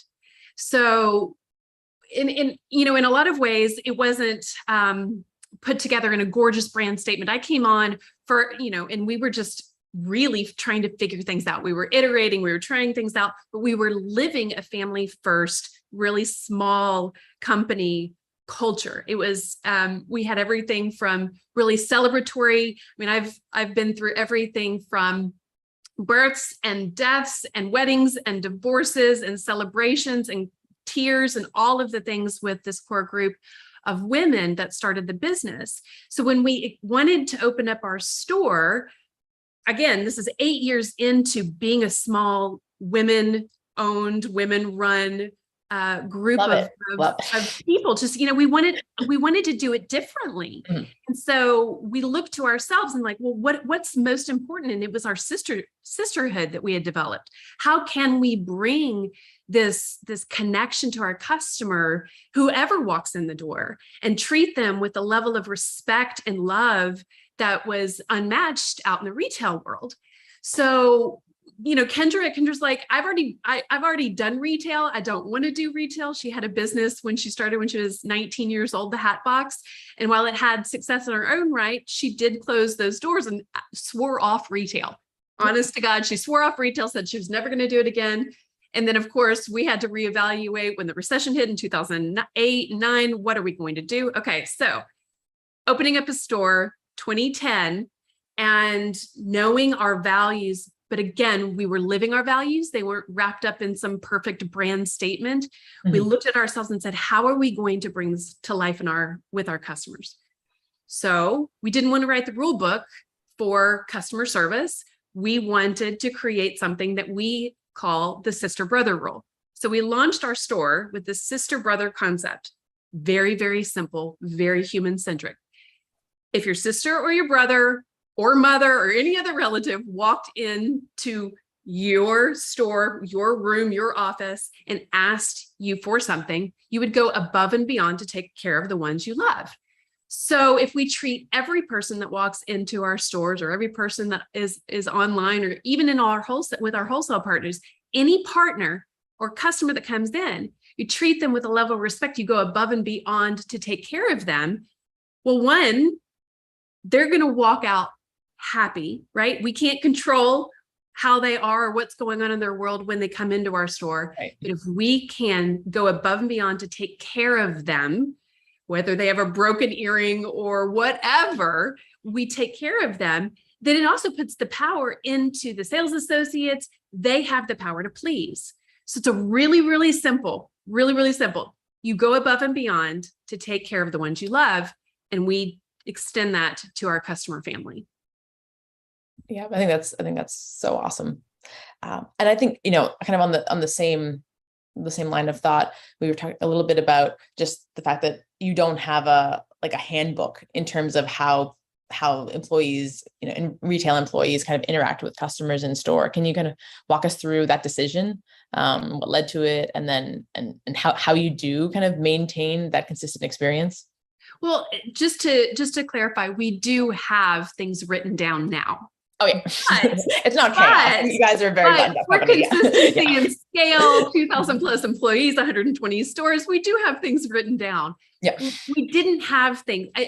Let's just say we didn't go through this process of putting our brand standards down on paper until 2015. And I know that sounds kind of funny and strange, but we were living our truths, and everything was done internally. We've never hired an external agency to do our branding and to kind of do the deduction of who are you or who do you want to be. We were living it. And then it became my job. It actually became very imperative that we did write things down. So I shifted my job and responsibility. It was like, okay, my number one priority for the next little bit is to really solidify that in a language that we were all, again, living, but put it into something that was tangible and real. And the core essence is our customers and our employees are the heart and soul of our brand. And that giving back is the truest form of success. When we look to our philanthropy and our give back and our culture of giving back, it is how we live our life. It's a place of generosity. And we go and extend that to our customers and their communities. And that it's a daily practice to keep our values alive. It is a part of the essence of who we are, how we approach problems, solve problems, how we look at scaling the business, how we look at our marketing approach is a 360. I like to call it our 360 marketing approach. If it touches on family, meaning we find ways to authentically connect with our customers, and we do that in a variety of different ways, to obviously giving them a really great product that they can engage with, that they can have fun with and play designer through our color bar or any of our customization, for instance, or providing product really for all pocketbook sizes and all styles and sizes, if you will. And then being able to give back and do that in really tangible ways. Anybody can host a Kindred Gives Back event in any one of our stores. You don't have to be a 501c3 in order to integrate or find a way to give back to the communities or the families or the ways in which you need to. We're here for you, and we let that be known to our customers. And then it creates this beautiful personalization meets purposeful connection. That is our success that leads to wonderful sales. Yeah, that definitely makes sense. That's awesome. And speaking on the philanthropy point, I mean, I'd love maybe for you to expound on what the company and the brand is doing from that standpoint, because it really struck me as just being an outlier. I mean, like it's gotta be, it's pretty special. Sure. Well, again, one of our core pillars. So philanthropy has always been foundational to who we are. Again, back in the day when we were wholesale only business, we were based in Austin. I mean, we're still based in Austin, but everyone in Austin knew that they could call up Kendra Scott and we would give a donation of any, give them what we could, right? Whether it was donating our time, donating a piece of jewelry, giving money to organizations. But for the most part, we gave what we could, which was obviously we'd sit down, make the jewelry and give it to them. When we opened up our store, we had a community following. People were like, oh my gosh, I'm so glad you have a store now. I've been purchasing your XYZ jewelry at different auctions. Thank you so much for donating to XYZ organization. Y'all have been such an amazing, oh my God, I'm so glad to come and help you back. And it had us go, wow, how do we scale this? Yes. So we continue to engage in and find ways to give back at a very customer one-on-one level to our larger programs that really ladder up to women and youth, supporting women and youth in health and education, entrepreneurship, and empowerment. So we've got some really large programs. In fact, coming up here in October is Breast Cancer Awareness Month, as we all know. It's one of our largest focuses as a brand to be able to give back. We have been giving back to oncology centers for, I'm not even sure how many years now that we've done this program, but we give gifts. We do a buy one, gift one program. And we gift jewelry, rose quartz jewelry with a handwritten note to each one of our communities and our oncology centers. So there's thousands and thousands of gifts that we give women and individuals going through some of the great challenges of their life. We have a wonderful organization that we've developed called the Kindred Cares program, which is in over 30 hospitals nationwide.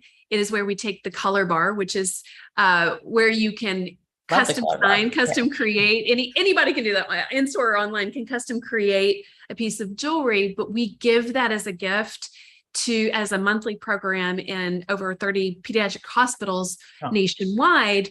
We volunteer. It is an arts therapy. It's developed into a true arts therapy program, and we host it. We serve the pediatric hospitals and the patients and their caregivers. And it is something that brings us so much joy to be able to give people going through such hard times, such traumatic times in their life, a moment to think about something inspirational, to bring them joy, to have them connect. And it's such an amazing experience. But then we have our Kindred Cares.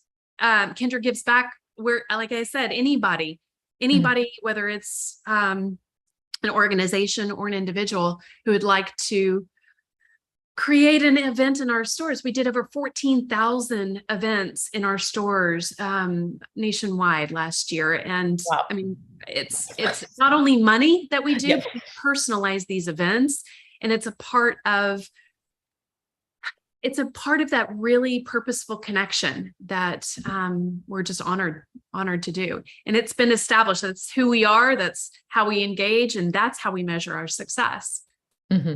Yeah. I mean, 14,000 events, as someone who does a lot of events, is like, it's a part of our infrastructure. Yep. We have events teams that is their job, is to engage authentically in the communities. And so it's an honor to do so. That's awesome. So I mean, I love to take a step back and say how did you get here? So in terms of the, what were kind of the early days, what was the founding team like? Kind of, did you know you had something that was going to be able to produce 14,000 events every year? I mean, when you're young, you're just trying things out. No, of course. I mean, Kendra has always been this great visionary. I mean, entrepreneur extraordinaire. Anything is possible in her mind. So I wouldn't say that there was this plan when we were all young and brilliantly foolish, right? So many of us most of us didn't have degrees in the fields that we were in. I'm a self-taught graphic designer and, if you will, brand builder and marketer at this point. But with that also came a freedom where, from our perspective, anything truly was possible because we didn't have any rules that we were following. Mm-hmm. So with that, trusting our gut and doing what felt right, trying things out, saying yes when people asked us to give, it became just intrinsic in our DNA. Again, everything changed for us in 2010 because going from a wholesale and even just dipping our toes in e-com, it's still a really different world. As soon as you have a store, as soon as we had our store, we saw it as an opportunity to just go bigger, make a greater impact. We knew we wanted at that point, we had defined the language of our values as family, fashion, and philanthropy. But we sat down and were like, how can we do this differently? How can we show up? How can we be there and really be able to give back? Yes, monetary donations are amazing. Volunteer is incredible. And we have a very robust volunteer internally as well as externally programmatics.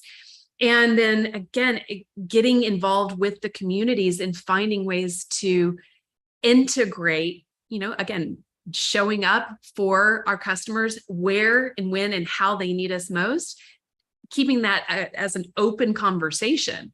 Mm-hmm. That's how it all happened, right? And with every new opportunity, growth opportunity comes, okay, well, how do we scale that? How do we create an infrastructure that can support that? And I'll tell you, we do have what we call our marketing and philanthropic managers across the company in the various districts, and their job is to bring to life our events.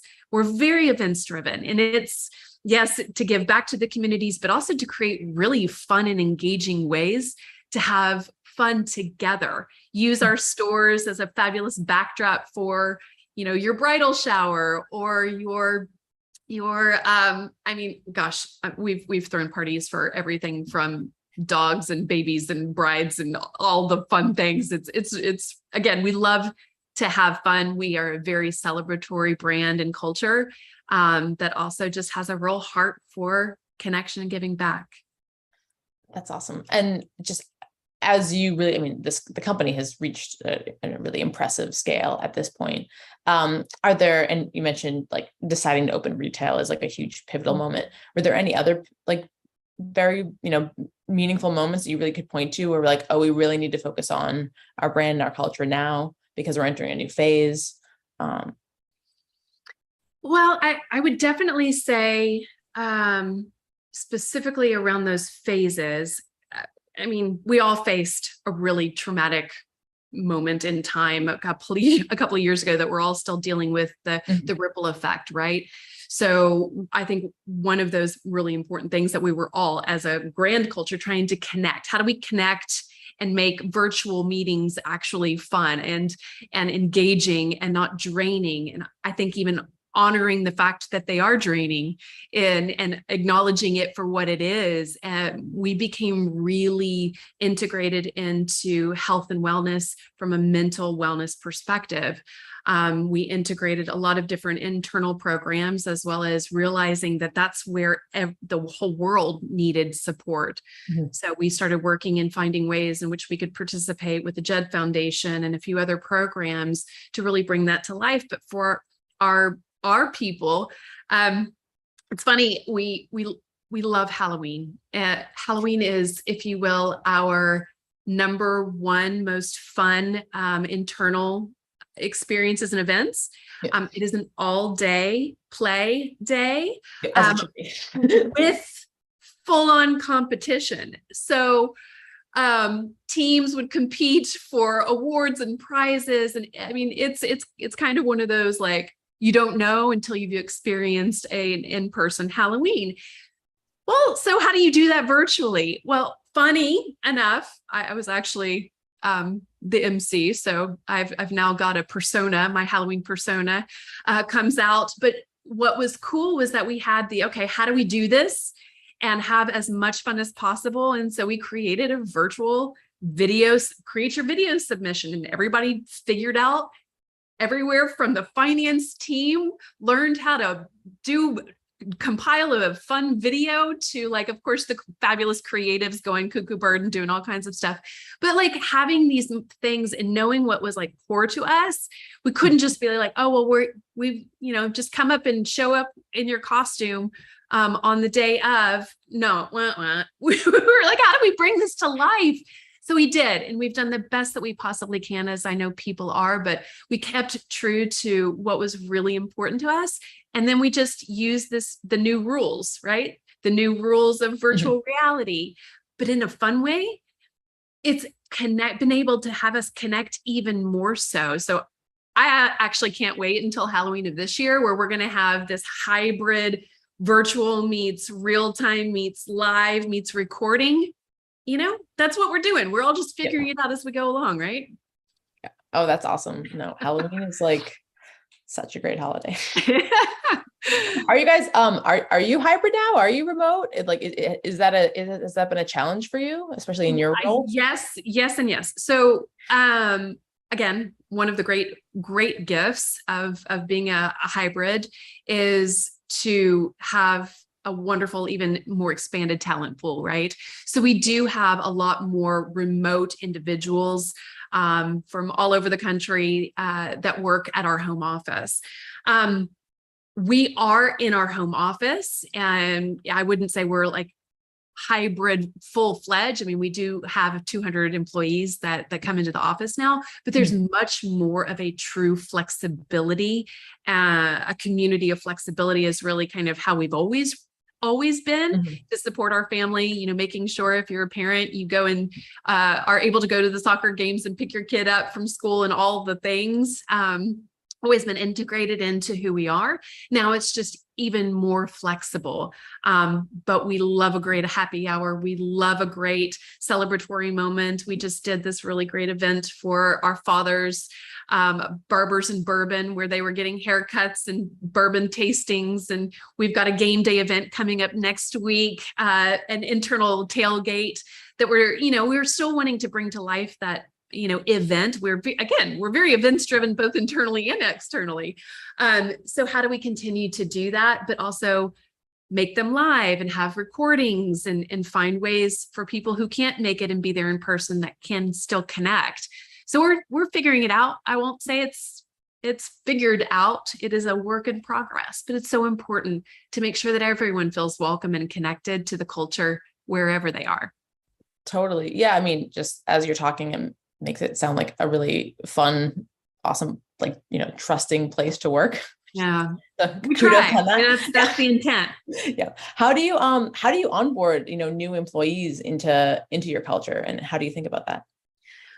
Well, it's an important one. I think one of the keys to it, besides, having them meet, onboarding for us comes even before people are hired. We have a very integrated, collaborative structure of you meet quite a few people before you're hired on.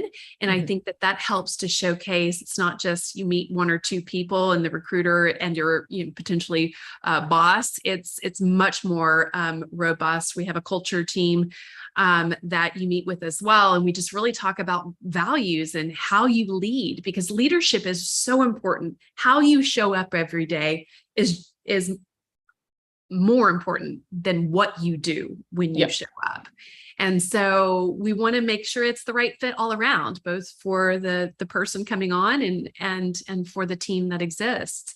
So it starts before that. And then I think what is really important to us and has always been important to us is empathy, and also experience putting ourselves in other departments and other channels' shoes.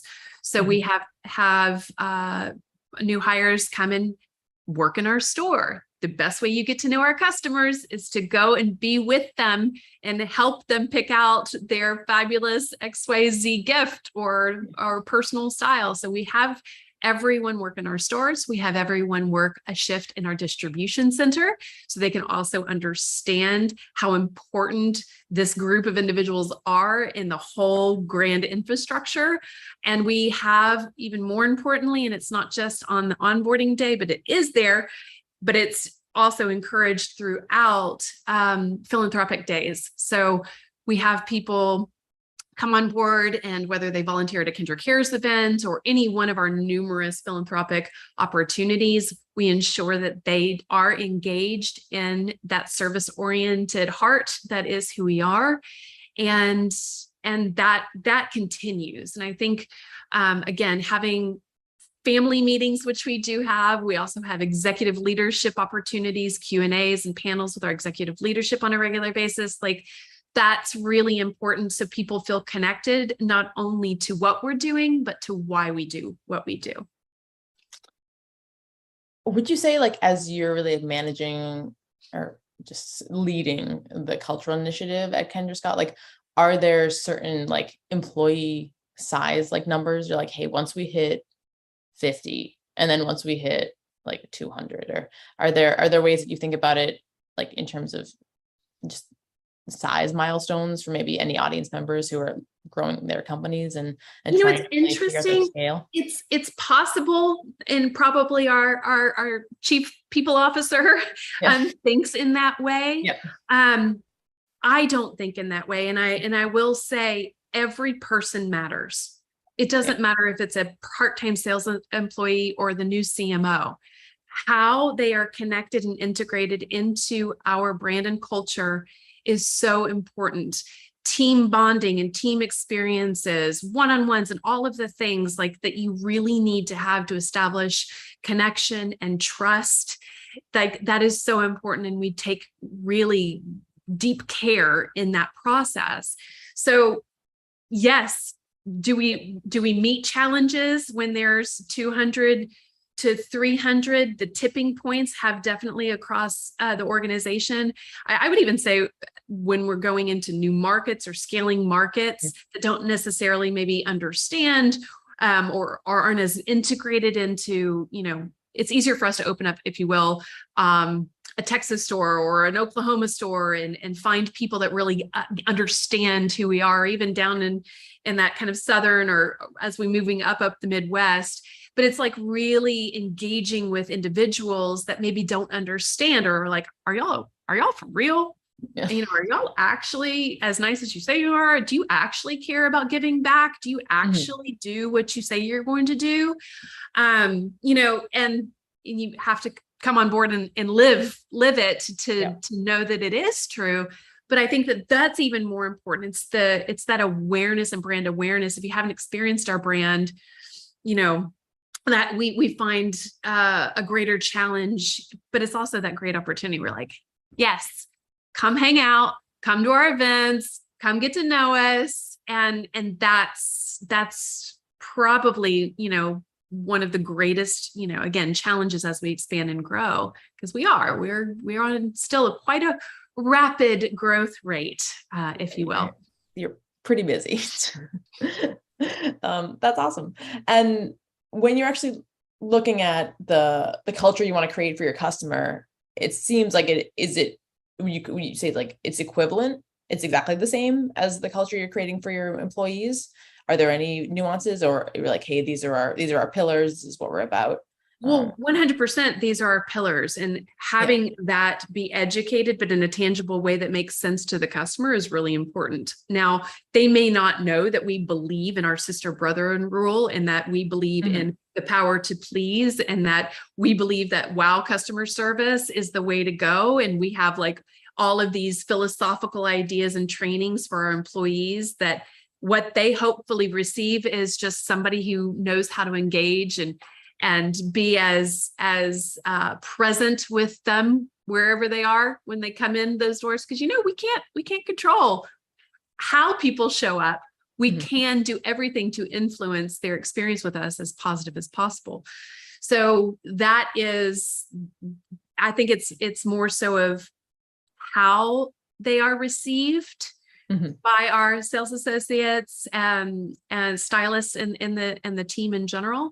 I also think we're really thoughtful about, again, our family oriented, family first, also fun ways to engage with us and all the things, but it's also like our product, right? We want them to participate and have fun with us. That's why we had the color bar, right? This truly, like when we opened up our first store, and in every store, it's the hearth, it's the center of the store. And there's a high bar table where you come and sit down, and you're always offered something, whether it's a glass of lemonade or champagne or a beer for the guys, if they so desire it.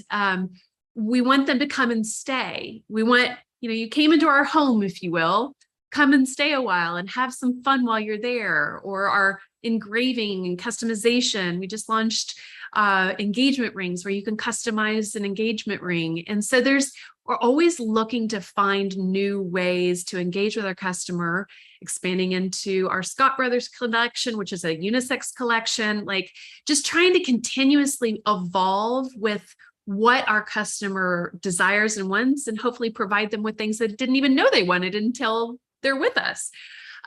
So that's really, really important, making sure that we have that accessibility. That's another way that we translate our family pillar, is to provide accessible styles and price points, and even the way in which you can wear things, down to like simplicity of veils. And again, trying to take the scary out of jewelry and make it really fun and dynamic. And then again, engaging with our customers. People get to know that we give back and that you can participate. Anyone who walks into our store can participate in any of our events and host an event to give back to the organization of their choice. And we're there to bring that up to life personally for them. We personalize events. We go above and beyond to take care of our customers. And if they're going to trust us to bring their friends and family in to throw an event, we're going to go the extra mile to make it worthwhile for them. So that's the experience that we bring to life for our customers. And while it's different and nuanced, it is, I hope something that our customers really enjoy. They seem to. Well, speaking of engaging with customers, I'd be remiss as the CEO of an influencer marketing company to not bring up an extremely engaging time of year. 'Tis the season for Bama Rush TikTok, or Rush TikTok in general. Yeah. I think that for 'Tis any the audience, season. 'tis the season. I was just on your TikTok account, and the social media team is like, like lifting weights in the We're gym, in being it. like, we're ready for it. It's so cute. And just I'd love for you to maybe talk a little bit more about this new holiday for your brand, because I think it's just become such an awesome example of how you are engaging with your customers, for people who maybe don't know. Yeah, absolutely. Yeah. So we have built a business around being very thoughtful, especially when in finding new locations, retail locations. We love universities. I mean, we have a huge give back with the Kindred Women's Entrepreneurial Leadership Institute at the University of Texas in our own backyard here in Austin. But it's really important for us to engage with that, with universities and sororities, and really participate. It's always been a part of who we are. So we find locations. We've got a gym ambassador program. It's a lot of fun. We engage with that community. Back to school has always been fun for us, but I will tell you, I mean, Rush Talk, that also kind of came to life for us organically last year. So we participated, right? We were doing all of these things, developing our gym ambassador program, but it was Tuesday night, August 10th last year, and everything shifted. We are, our amazingly talented and on it internal team, social team is just like, wow, we're seeing a trend here. Are y'all seeing this? We're seeing this. And immediately was like, how do we engage? So we started being jumping into the conversation and creating the opportunities to like meet them where they were at. And what mattered most to them was hashtag Bama Rush, straight up. So we literally overnight, we're like, okay, we're going to create our own video to talk back and participate with them in conversation. So we did this video called Choose Your Bama Rush Jewelry Look. And it just kept going. It kept it going. And then they were like, who doesn't want to be acknowledged by the brand that you're talking about, right? So that was like so fun for them. And we were like, oh my gosh, thanks for talking about us. We're here for you. And it really it just took off. I mean, Kendra did videos just saying, thank you so much and high five. And oh my gosh, your style is so great. So she participated in the conversation and it just developed into what it was, which was incredible, right? So knowing what we know now, we leaned into engaging with our back to school conversation. It started a couple of weeks ago. We got ahead of it and we had this whole strategy, still have this whole strategy to engage even more so. I mean, even down to like getting our wholesale partners with some of the other local businesses in Alabama to like really partner in a whole different way. So it was just like, you don't know it's what can happen. And then you're like in it, and you get into that strategy, you get into that creativity and you find ways to engage in the conversation. And, now it's turned into a whole Bama Rush strategy and back to school strategy. I know. Yeah. I'd really encourage anyone in the audience, any marketers to really check out what's happening on TikTok around Alabama Rush. Basically, last year it went, the whole process of sorority rush at the University of Alabama went completely viral. There were a few main characters like Michaela and a few others who were like actively being followed through who were filming themselves going through the entire rush process. And there were a lot of Kendra Scott call outs in terms of, Kendra Scott was very, very well represented in terms of actually participating. And then the Kendra Scott team did a fantastic job capitalizing on that very viral moment and really authentically engaging. So I wanted to, give you guys props for that. Thanks. Cool. Let's see here.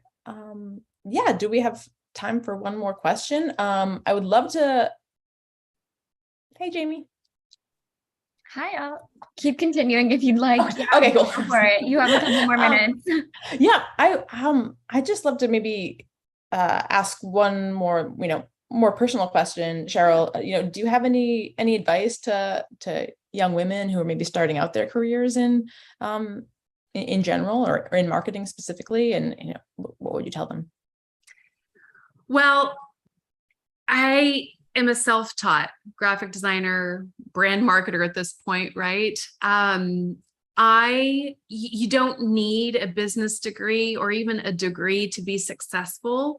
You need a lot of passion and a lot of grit, and a lot of just desire to learn about the industry, learn from whether it be networking and or simply trying and diving in and whether it be self-taught or whatnot. I love higher education. You can get that type of education in a variety of different ways. There's so much, but don't be limited by, if you will, your experience or your lack of experience. Just lean in, follow your passion, and do more every day that makes you happy. Follow that, trust your gut, and follow that joy. That's really what I've done, mixed with just a fearless leader that's like, stratosphere kind of a gal at the helm. But really, I think too, mixed with that passion and just try and engage and find ways to learn new skills. Agility is really important. I think that their concrete plans rarely work. In fact, I'm not even the best planner. I'm a strategist, but I don't necessarily dream into the next 3 years of my life in a very concrete way. I believe in setting an intention and then knowing that the universe is conspiring in your favor at all times. Very optimistic viewpoint of life that I truly believe has gotten me where I am.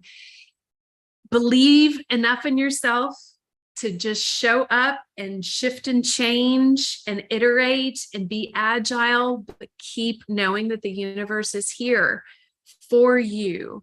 And I think the only other piece is make a quest for self-knowledge your lifelong quest. It'll come in so many different ways, learning your skills and your strengths, but most importantly, or even more importantly, understanding your weaknesses and being able to communicate that can help with any conversation that you have with a team member or with a boss or even with a potential opportunity. Just make that your lifelong, devote to self-awareness, because that helps you as you become more clear about who you are, what you stand for. You're also able to say, hey, this isn't what I want, but also it brings a level of consciousness into your interactions with others. When you become more conscious, your conversations become more conscious, thus leading to better engagement and better empathy and ultimately better success. So take it for what you want, but I do believe that those elements are really, really have been key to my success over the years. Awesome. Yeah, I think that's so fitting. That's great. Thank you so much. Yeah, Thank no, you. talk about passion. I don't know about everyone else, but I feel so empowered right now. Awesome. Yeah. But thank you so much for this conversation. I had a great time listening, and I hope everyone else did as well. Thank you again for being here, both of you, and we look forward to having you back on with us again. Awesome. Thank you. Thanks, Cheryl. Yeah. Thanks, May. Bye. All right. Hi, everyone. I am Jamie Chow. I am one of the content and community leads here at Brand Innovators, and I will be taking over for the remainder of today's livecast. So with that, I would love to welcome our next group of speakers, Susan Allen, Senior Vice President Marketing at Dessert Holdings, and moderated by Mike Terry, Director of Business Development from Code 3. Welcome. Thanks, Jamie. Thanks for the introduction. Yes, I'll leave you two to it. Hi, Susan. Nice to talk to you again. Good to talk to you again as well, Mike. Good morning. Yeah, good morning. Well, it's good morning for me. Good afternoon for everyone else. So just before we get into it, I just want to share that Code 3 is a sponsor of Brand Innovators. Proud to be a part of them. We're a performance marketing agency with specialty in digital media, creative, and commerce. And we help drive performance to scale for a lot of large brands. So I'm excited to be here. So a lot of the conversations that have been going on this morning, Susan, are talking about consumer brands. And so we're going to talk a little bit about, the difference that you have at Dessert Holdings. And so before we get into this, I'm hoping my years of watching David Letterman pay off. I don't have my top 10 list, but I think we have about 10 questions we'll go over here. So let's starting off, let's have you share with us, your responsibilities and tell us a little bit more about Dessert Holdings. Awesome. And first of all, it's great to be here, and thank you to the Brand Innovators team. They're always on the cutting edge of keeping folks in the industry on point, and good to see you again, Mike Terry, and all the great work that your organization is doing at Code 3. It's a pleasure to be here. So in terms of what I do, I am the CMO, Chief of Marketing, or SVP of Marketing for Dessert Holdings. And I oversee essentially our marketing, our branding, our portfolio work, insights, innovation, commercialization of new products, as well as our strategic selling, and basically how we show up to our customers from a B2B standpoint. Our brands and products are really behind some of the best known brands out there. When you think about retailers and casual dining chains or QSR chains. So when you think about, for example, our Lava Crunch cake is what we all know and love at Domino's Pizza. We are the cheesecake miniatures that are in the Cheesecake Blizzard at Dairy Queen. And we also are the Black Tie Mousse cake at Olive Garden, as well as the strawberry cream cake. And then kind of heading over to the retail side of things, if you walk into a Costco, we are in the Costco bakery. We are the tuxedo, amazing tuxedo cake, as well as the caramel leche cake. And those who shop at Target, we are the delicious tiramisu cake. So like I said, we are behind and really support some of the best known brands out there with our B2B delicious products. And I joined Dessert Holdings about 4 years ago. We were a company of independent operating companies at the time. And, really what I've done is really helped to bring all those brands up under one roof. We've got locations across the US and Canada. So we've got 2 locations in Canada, one in Vancouver, one in Toronto. So some wonderful places to travel to.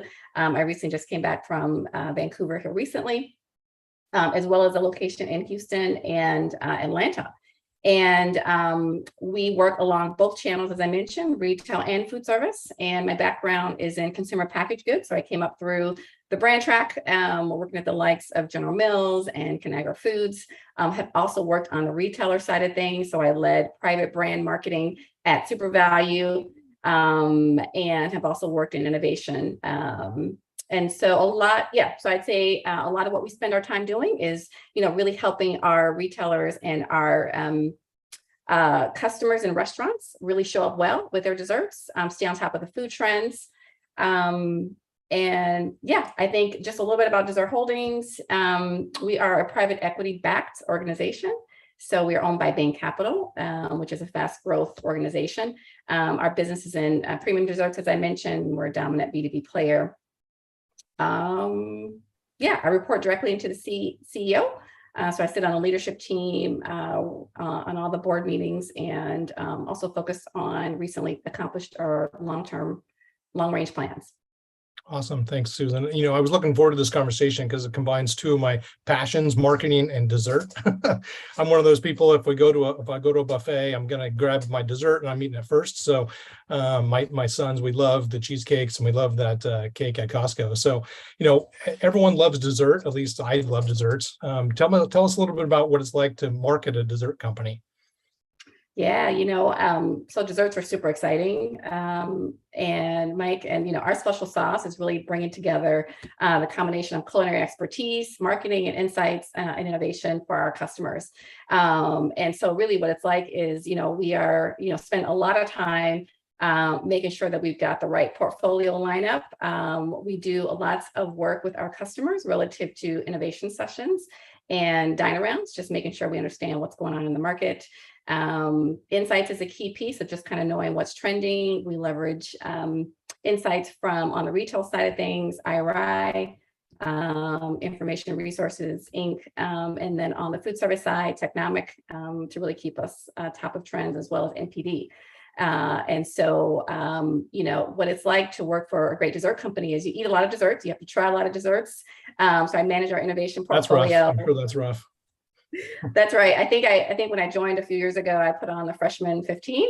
So we got to do a lot of exercise on the Peloton to sort of balance that. But yeah, our group is responsible for getting the best desserts out in the market, obviously for managing the marketing and sort of how we show up with customers, how we show up in the industry, how we show up at trade shows, and just kind of putting our best foot forward so that we can win. And like, as I mentioned, our business has been really fast growth. When you look at desserts, like you said, consumers want to eat dessert first. And despite the pandemic, consumers really want to indulge, and we're continuing to provide them, the best opportunities to do so. All right. Well, that's awesome. So, your organization, as I mentioned, you're more B2B focused, as the previous companies were all, consumer focused. What are some of the marketing challenges that you face on a regular basis, and what are you looking to accomplish here in 2022?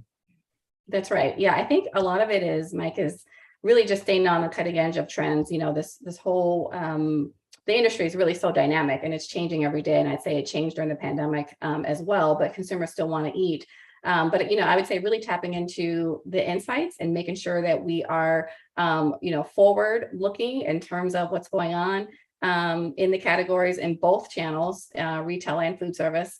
The other thing, well, I'll just say we're just staffing up our category management expertise. So that is, really basically how we kind of unearth what's going on in the retail environment. So whether it's shoppers or consumers and category insights, kind of bringing those together, really working with our category captains and bakery managers at the retailers to essentially do the right thing so that the trends can really be strong. One of the things is I've worked throughout desserts throughout my career. So I worked at General Mills. I worked in the Betty Crocker division, which is lucky.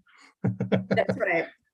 I've worked when I was at Schwann's Innovation. I worked in frozen dessert, and now I work in the perimeter. So the perimeter relative to the grocery store is just that place that you can go and find just the right dessert for you or your family. And it actually has been growing because the perimeter, when you think about whether it's, meat or fish or produce, consumers really want fresh and they really want real.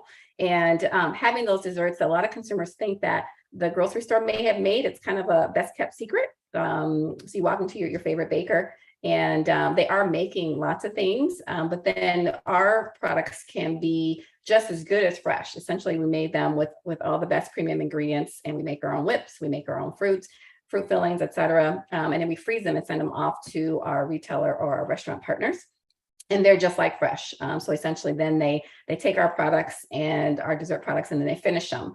A lot of what we do also is spend time on the culinary application that they do, which is kind of the special sauce of how to make a New York cheesecake look different.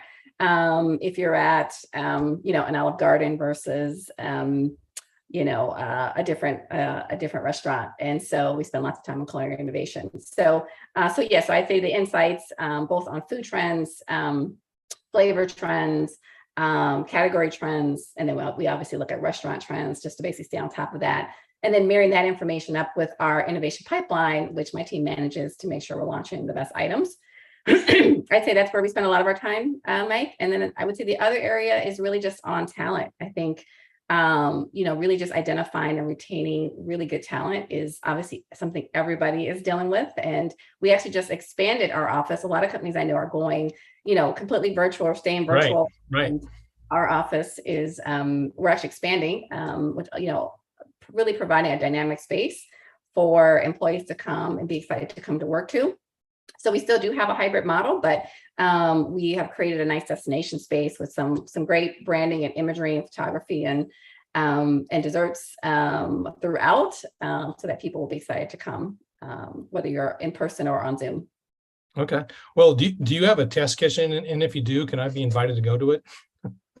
You absolutely can. I think we can definitely point people to where to go to find our desserts, but absolutely, we've got a wonderful test kitchen. We have a couple of, we actually have them in 4 different locations, but some primary ones in Vancouver. I was actually just in Vancouver 2 weeks ago.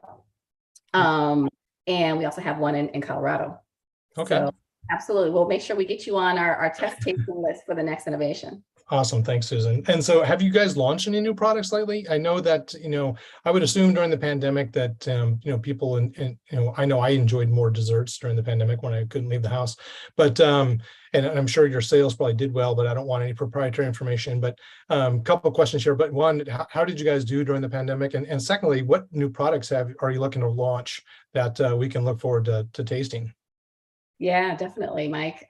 So in terms of, the trends that we're seeing in the market, a lot of them continued during the pandemic because desserts are really exciting and it's really a dynamic category. So as we came out of the pandemic, desserts really remained extremely relevant as consumers look to satisfy that sweet craving or just that special treat. And we really look at desserts from a total market view. So we leverage the food service data into retail and vice versa. But we know consumers still want cake. So they're still celebrating. So they're still having birthday parties. A lot of them went a little bit smaller than before. They still are probably slightly smaller than before the pandemic, but they're still having them. And so I'd say smaller sizes is kind of one of the big trends.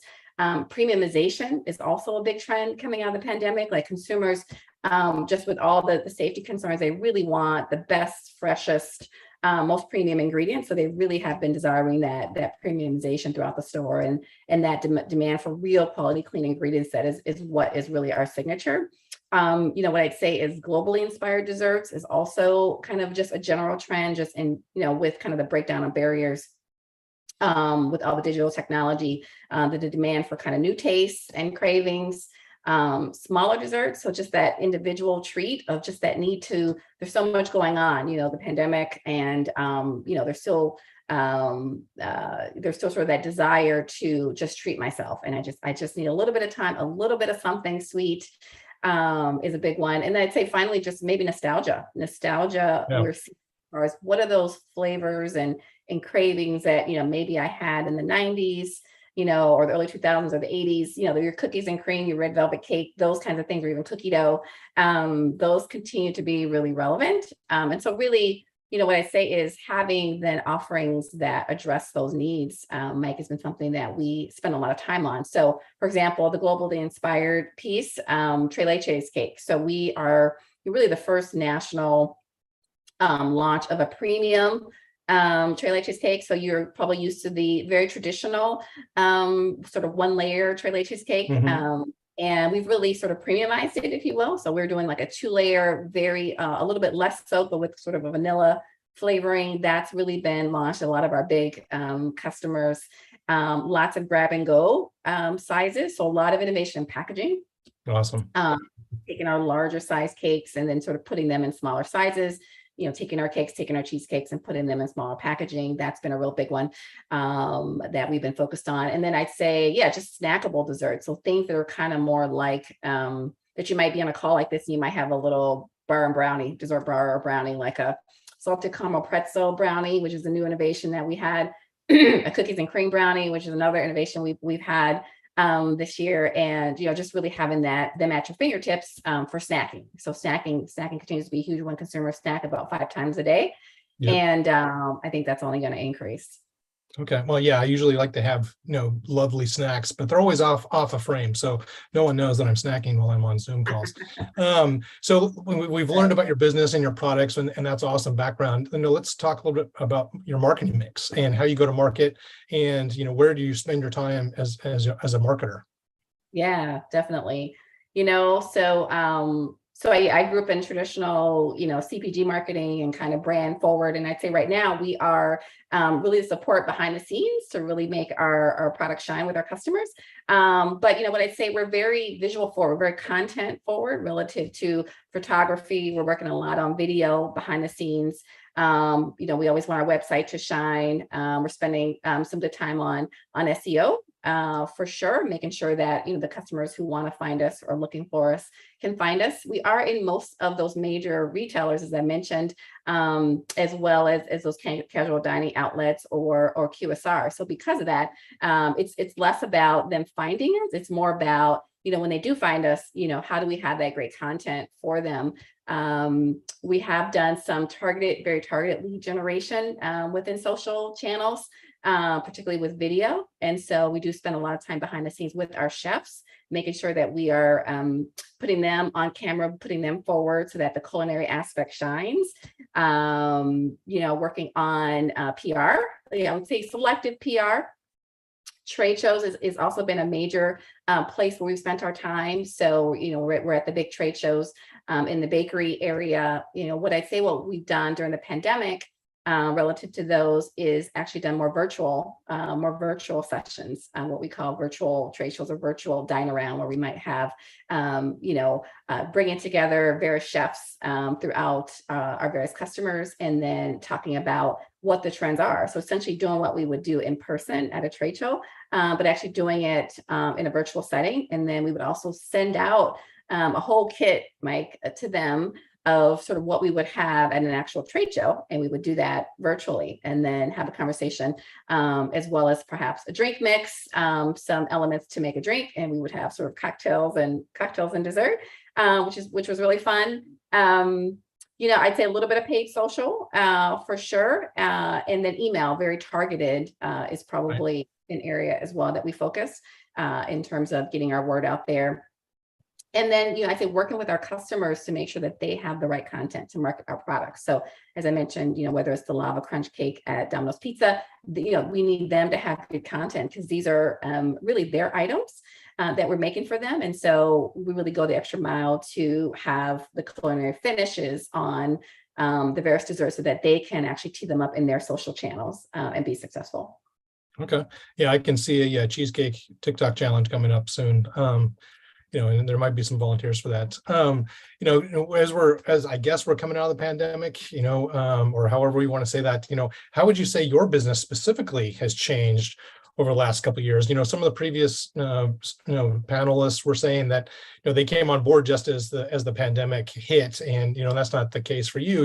You've been there for about 4 years or so. So tell me a little bit, pre and post how the business has evolved to compensate for what we've all been going through.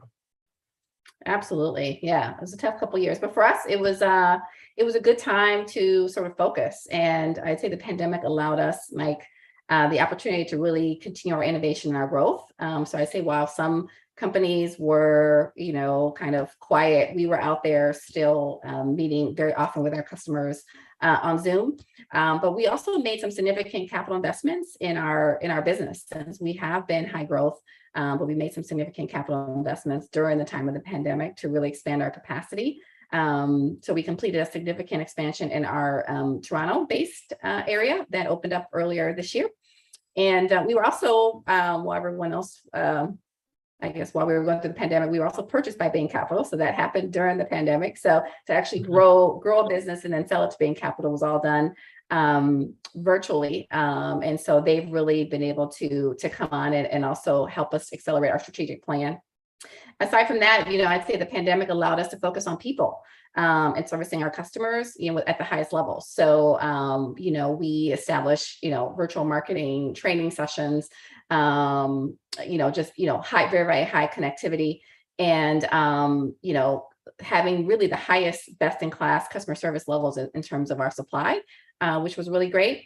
We also did a little bit of M&A. So after Bain Capital purchased Dessert Holdings, we then went and purchased another organization called Stephen Charles out of Aurora, Colorado. So that we've been busy just really building our baseline. So the idea is really global domination of desserts. And, so having something for every restaurateur, having something for every retailer. So whether it's, cake, cheesecake, or cookies or brownies, snacking, all the different elements of desserts, we've got something to meet all the needs. And so M&A has been a really key focus for that. And that's been really special to be able to participate in it and be on the deal team for. Nice. I love to hear global domination of desserts. Yes. So, we keep hearing about this pending recession. Inflation is going up and down. Gas prices are now down. Stock market's in flux. How are you guys adjusting? With the pending recession and the economy to make sure you're still going to stay on target to hit your business goals? Yeah, I think that's a tough one. I think right now, if the latest survey that I saw, something like 96% of consumers or shoppers are concerned about inflation, food cost inflation. I think we're all seeing it and feeling it in our paychecks and at the gas camp. But what I'd say is desserts still remain extremely relevant, and I think what we are really focused on and positioning ourselves to have that larger share of stomach, whether it's in food service or retail. So making the best products that we can. What I will say, Mike, is we've done a little bit of work on price sensitivities or price elasticities. And we've really seen that for the more real desserts or the higher profile premium desserts, consumers tend to be less price sensitive. The other thing that we're finding is that they want to go to smaller desserts. So again, they're still buying those cakes and still celebrating, but they may be buying a smaller piece of cake, which also may be good for your waistline at some level. So yeah, we're actively monitoring that. We are, setting up capabilities to be able to manage it overall, be able to look at it by channel, be able to look at it by customer, and to the extent we need to modify our products and packaging sizes to then address that. Those are a lot of things that we're working on. I think just continue to really put out the best products to really let consumers know that when you need to indulge, we're still here, and working with our retailers and our restaurant partners to actually find the best offering for them, so that they can continue to grow. Okay, that's great. So I wanted to touch on digital marketing to some degree. So let's talk a little bit about your social media platforms. I know you're a B2B brand, but tell us a little bit about what you're doing on the social worlds. Yeah, we've definitely had some legacy social media platforms. We've been very selective, Mike, about where we've been. We're working our way to really trying to understand growth opportunities here. But I would say very content forward is a lot of what we're working on, video content. And I think that's really going to be the future. And really to expand our social media platforms, as well as work with our customers around, helping them to really help our desserts shine within their platform is probably a key area of focus that will be delivered about in the coming year. Okay, great. Yeah, if you need some help in the social media platforms, I know a really great agency. So I want to pivot a little bit into the C-suite and the leadership part of the conversation that we were talking about earlier. And so wanted to ask you, what are you doing to develop the young leaders in your organization, both in and outside of your organization? Yeah, I think so Minneapolis, where I live and work, is a really vibrant area for marketing in general, as well as food marketing. And I've always had a real passion for helping to lead and grow the next generation. It's really important to me. I had lots of people as I was coming up to really work and develop me. So one of the places that I'm investing time in is helping younger leaders. There's an organization called Brand Lab that is here in the Twin Cities, and that's really focused on developing the next generation of marketing talent. And so what we are doing is coaching what we call those Brand Lab fellows, who work at a lot of the big organizations around here, like Best Buy, or even some of the big agencies, the marketing agencies, and really coaching them in their career so that they can make the right step. Previous to that, I worked and managed and coached what I call under-resourced college students in a program called Internships, which is a really around a program to really help college students launch in an internship and then ultimately full-time. So a lot of the big companies around town, whether you're, US Bank or Ecolab, we're big sponsors of those kinds of things.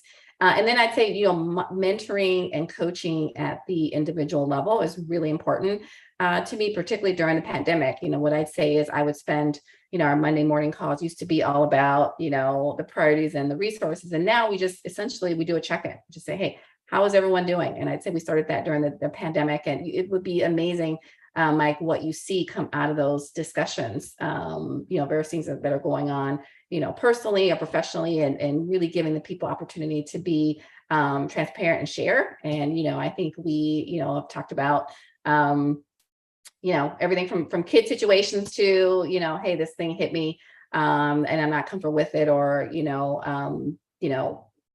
about coming into the office, type of thing. And so just really having a place and space for teams to share and say, hey, are you well? What's going on with you? And I think as we move past the pandemic, really remembering some of that, some of what I'm seeing just in the broader universe is people just kind of getting back to normal. And yes, we're back to normal, but yet people still, you want to remain and keep some of those connections. On one hand, we're not as connected because people weren't in person. On the other hand, you're more connected because you got to see them more often on Zoom or on virtual. So keeping some of the virtual platforms going relative to how we're connecting, knowing that we can't see each other every day. Our team our headquarters is in St. Paul, Minnesota, but as I mentioned, our offices is in 4 different other locations, and my team is also spread that way. And so it's really allowed us a great forum to connect. And then, we still will get together in person, but, just a way to have individual connections. We've also really accelerated our individual development plans for each individual, which is really understanding, not just checking in on, hey, this is what I'm trying to accomplish for the business, but also, hey, these are the things I want to learn more. I want to do a little more on social. I want to be engaged in PR. I want to, help lead that next trade show element. I want to get involved in some of our lead generation, on the B2B side. And so having those conversations, having really well written development plans has been really helpful. And then also just being very intentional about those check-ins, having the quarterly check-ins with each individual team. And so, those have been really important aspects I think have really brought our team together, have really made us a stronger company to be able to slow down while we're growing, really fast, double digit, but, being able to check in with each other and be there and develop. Well, that's great. And, it's really important to make sure you're mentoring and bringing in the future leaders of any organization. When I was coming up, failure was not tolerated, but now failure is part of the process. And so just a follow-up question to that is how do you guys, manage failure? Not just from your level, but as people come up, because you can't learn if everything's always a win. You have to learn through some of the bumps and bruises. So do you guys have a process for that, or how do you manage that? Yeah, that's right. And I think, Mike, it's really important. We always feel like you want to fail fast, and so I think a couple different things. We do post reviews of various things. I'll just take an example of our innovation process. We developed our own stage gate process, which is sort of the governance model for how you bring new products to life, and really helped us focus on fewer, more interesting launches. And once you do a big launch, we do selective post-launch reviews, which is to say, hey, how do we do with that? So our goal was to grow by this amount of $1 million. And how do we do? Our goal was to really penetrate these customers or get at, this type of initiative from a marketing standpoint, and how do we do? And just really looking objectively at it. I know some companies do that as well. I know Amazon's a company that has really big sort of post-launch, but Yep. The idea of kind of looking back and saying, what did we learn? We also, within that stage gate model, we pause through the governance process. If we've got new initiatives coming forward that want to launch, we say, hey, when it's the best time to say no is up front, so that you can say no up front. And then if you fail, do it really quickly.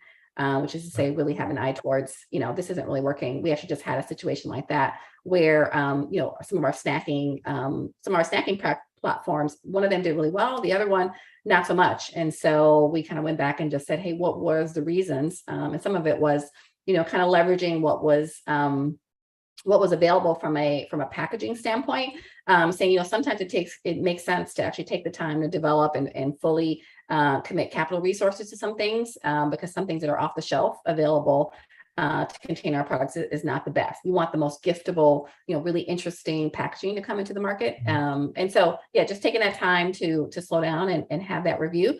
So I'd say it's not comfortable for everyone, but I think within our organization, people have really learned to kind of take that next step. And we never typically call out names. It's more, functions. This marketing could have done better in this place. Supply chain could have did better here. Our sales leaders, maybe need to be, this way more with their customers or things like that. And then people, and then try to celebrate it, try to say, yeah, that makes sense. But, so we failed here, but guess what? This is what we learned from it. And this is what we're going to do better next time. And I think that is what gives you credibility going forward. Okay. Well, let's talk for a moment. What do you do outside of work? You're a marketer, you're bringing these brands to life. You're bringing great desserts to awesome, other brands, and then people are eating them. What do you do when you're not working? What are you doing outside of work? Yeah, absolutely. So we are, so Minneapolis is, for those who haven't been there, is the land of 10,000 lakes. So there's lots of lakes to be in, but yeah, we live on what they call Lake Minnetonka, which became famous as part of Prince's Purple Rain movie. But we spend lots of time on the water. So whether it's boating, kayaking, paddleboarding, I also do a little bit of Peloton, a little bit of a tennis aficionado. But I'd say more than anything, the family time is really important. And then I would say from a philanthropic standpoint, there's a couple places I like to spend my time. I mentioned the Brand Lab, really supporting younger folks in the industry, but as well, I'm on the board for one of the largest regional theaters in the area, and really helping them during the pandemic as well as the racial justice movement, and really helping them get close to the community and say, hey, look, we try to bring great art to you. So the theater is called the Guthrie Theater, and really trying to put great art on the stage, but at the same time, how do we make sure we're driving the right conversations? How do we make sure we're bringing the right pieces to the community for that? There was a great sort of sub-organization that started out during this time called the Minnesota Black Theater Circle. And that was a way for us to talk to local artists about, how they feel in the moment, during the pandemic, et cetera, and being able to create some art during that time on the digital platforms, which was really cool. Is that we've always sort of been an in-person theater, and then really pivoting to actually motion capture, video capture of our pieces to be more like film, and then being able to have them and publish them. I think, one of the pieces that we did last year during the Christmas time went into over 100 countries to educators and to students to be able to really learn about Shakespeare and to actually have accessibility to it. As well as, when you think about, in this age of the pandemic, there's some people who just simply can't get to the theater, get to a performance, or get out and then have it available to them in those digital platforms. So that's been a big piece of it. I'd say those are probably the few places I spend my time. Okay. Well, thanks for sharing that, Susan. I think I got one final question for you. It's like, what is your favorite dessert? Yeah, I would probably say it's probably cheesecake. Cheesecake, interestingly enough, is consumers' number 2 favorite dessert after ice cream. And cheesecake is probably my favorite too, and all different flavors. Strawberry, chocolate, and I also like them in very mini formats, just so I can pop 1 or 2. Right. Well, yeah, it's like What about cheesecake. yours, Mike? Well, my favorite, I like carrot cake, which is weird because I don't like vegetables. So, but I love the cream cheese. But then, cheesecake, we always get the variety tray at the local grocery store, which is probably one of your guys' products. So everyone gets a slice, and they're so small, you have to have 2, right? So, it's like I never turn down dessert at all. So. I've enjoyed this conversation a lot. I don't know if I don't see any questions coming in. Jamie, if there's any questions anyone wants to ask us or Susan. Yeah, I'm not seeing anything either, but I definitely agree with you, Mike. I think my favorite is carrot cake. Just that cream cheese frosting. Yeah, so good. Yeah, because it's wrong just to get it by yourself. So you have to put a cake in between it. So yeah. Exactly. Well, thank you so much. All this talk about dessert and snacks, definitely gonna go grab one after this. But thank you all for being here. Really enjoyed this conversation. Hope you did as well. And we look forward to having you back. All right. Thanks, Susan. Thank you. Thanks for talking to you. Thanks, Jamie. All right. Bye-bye. Bye. That's it for today. Thank you so much for tuning in and joining us here for the C-Suite and Marketing Leadership Summit. Be sure to check out the Brand Innovators website and learn about our upcoming events and the opportunities that we have to come.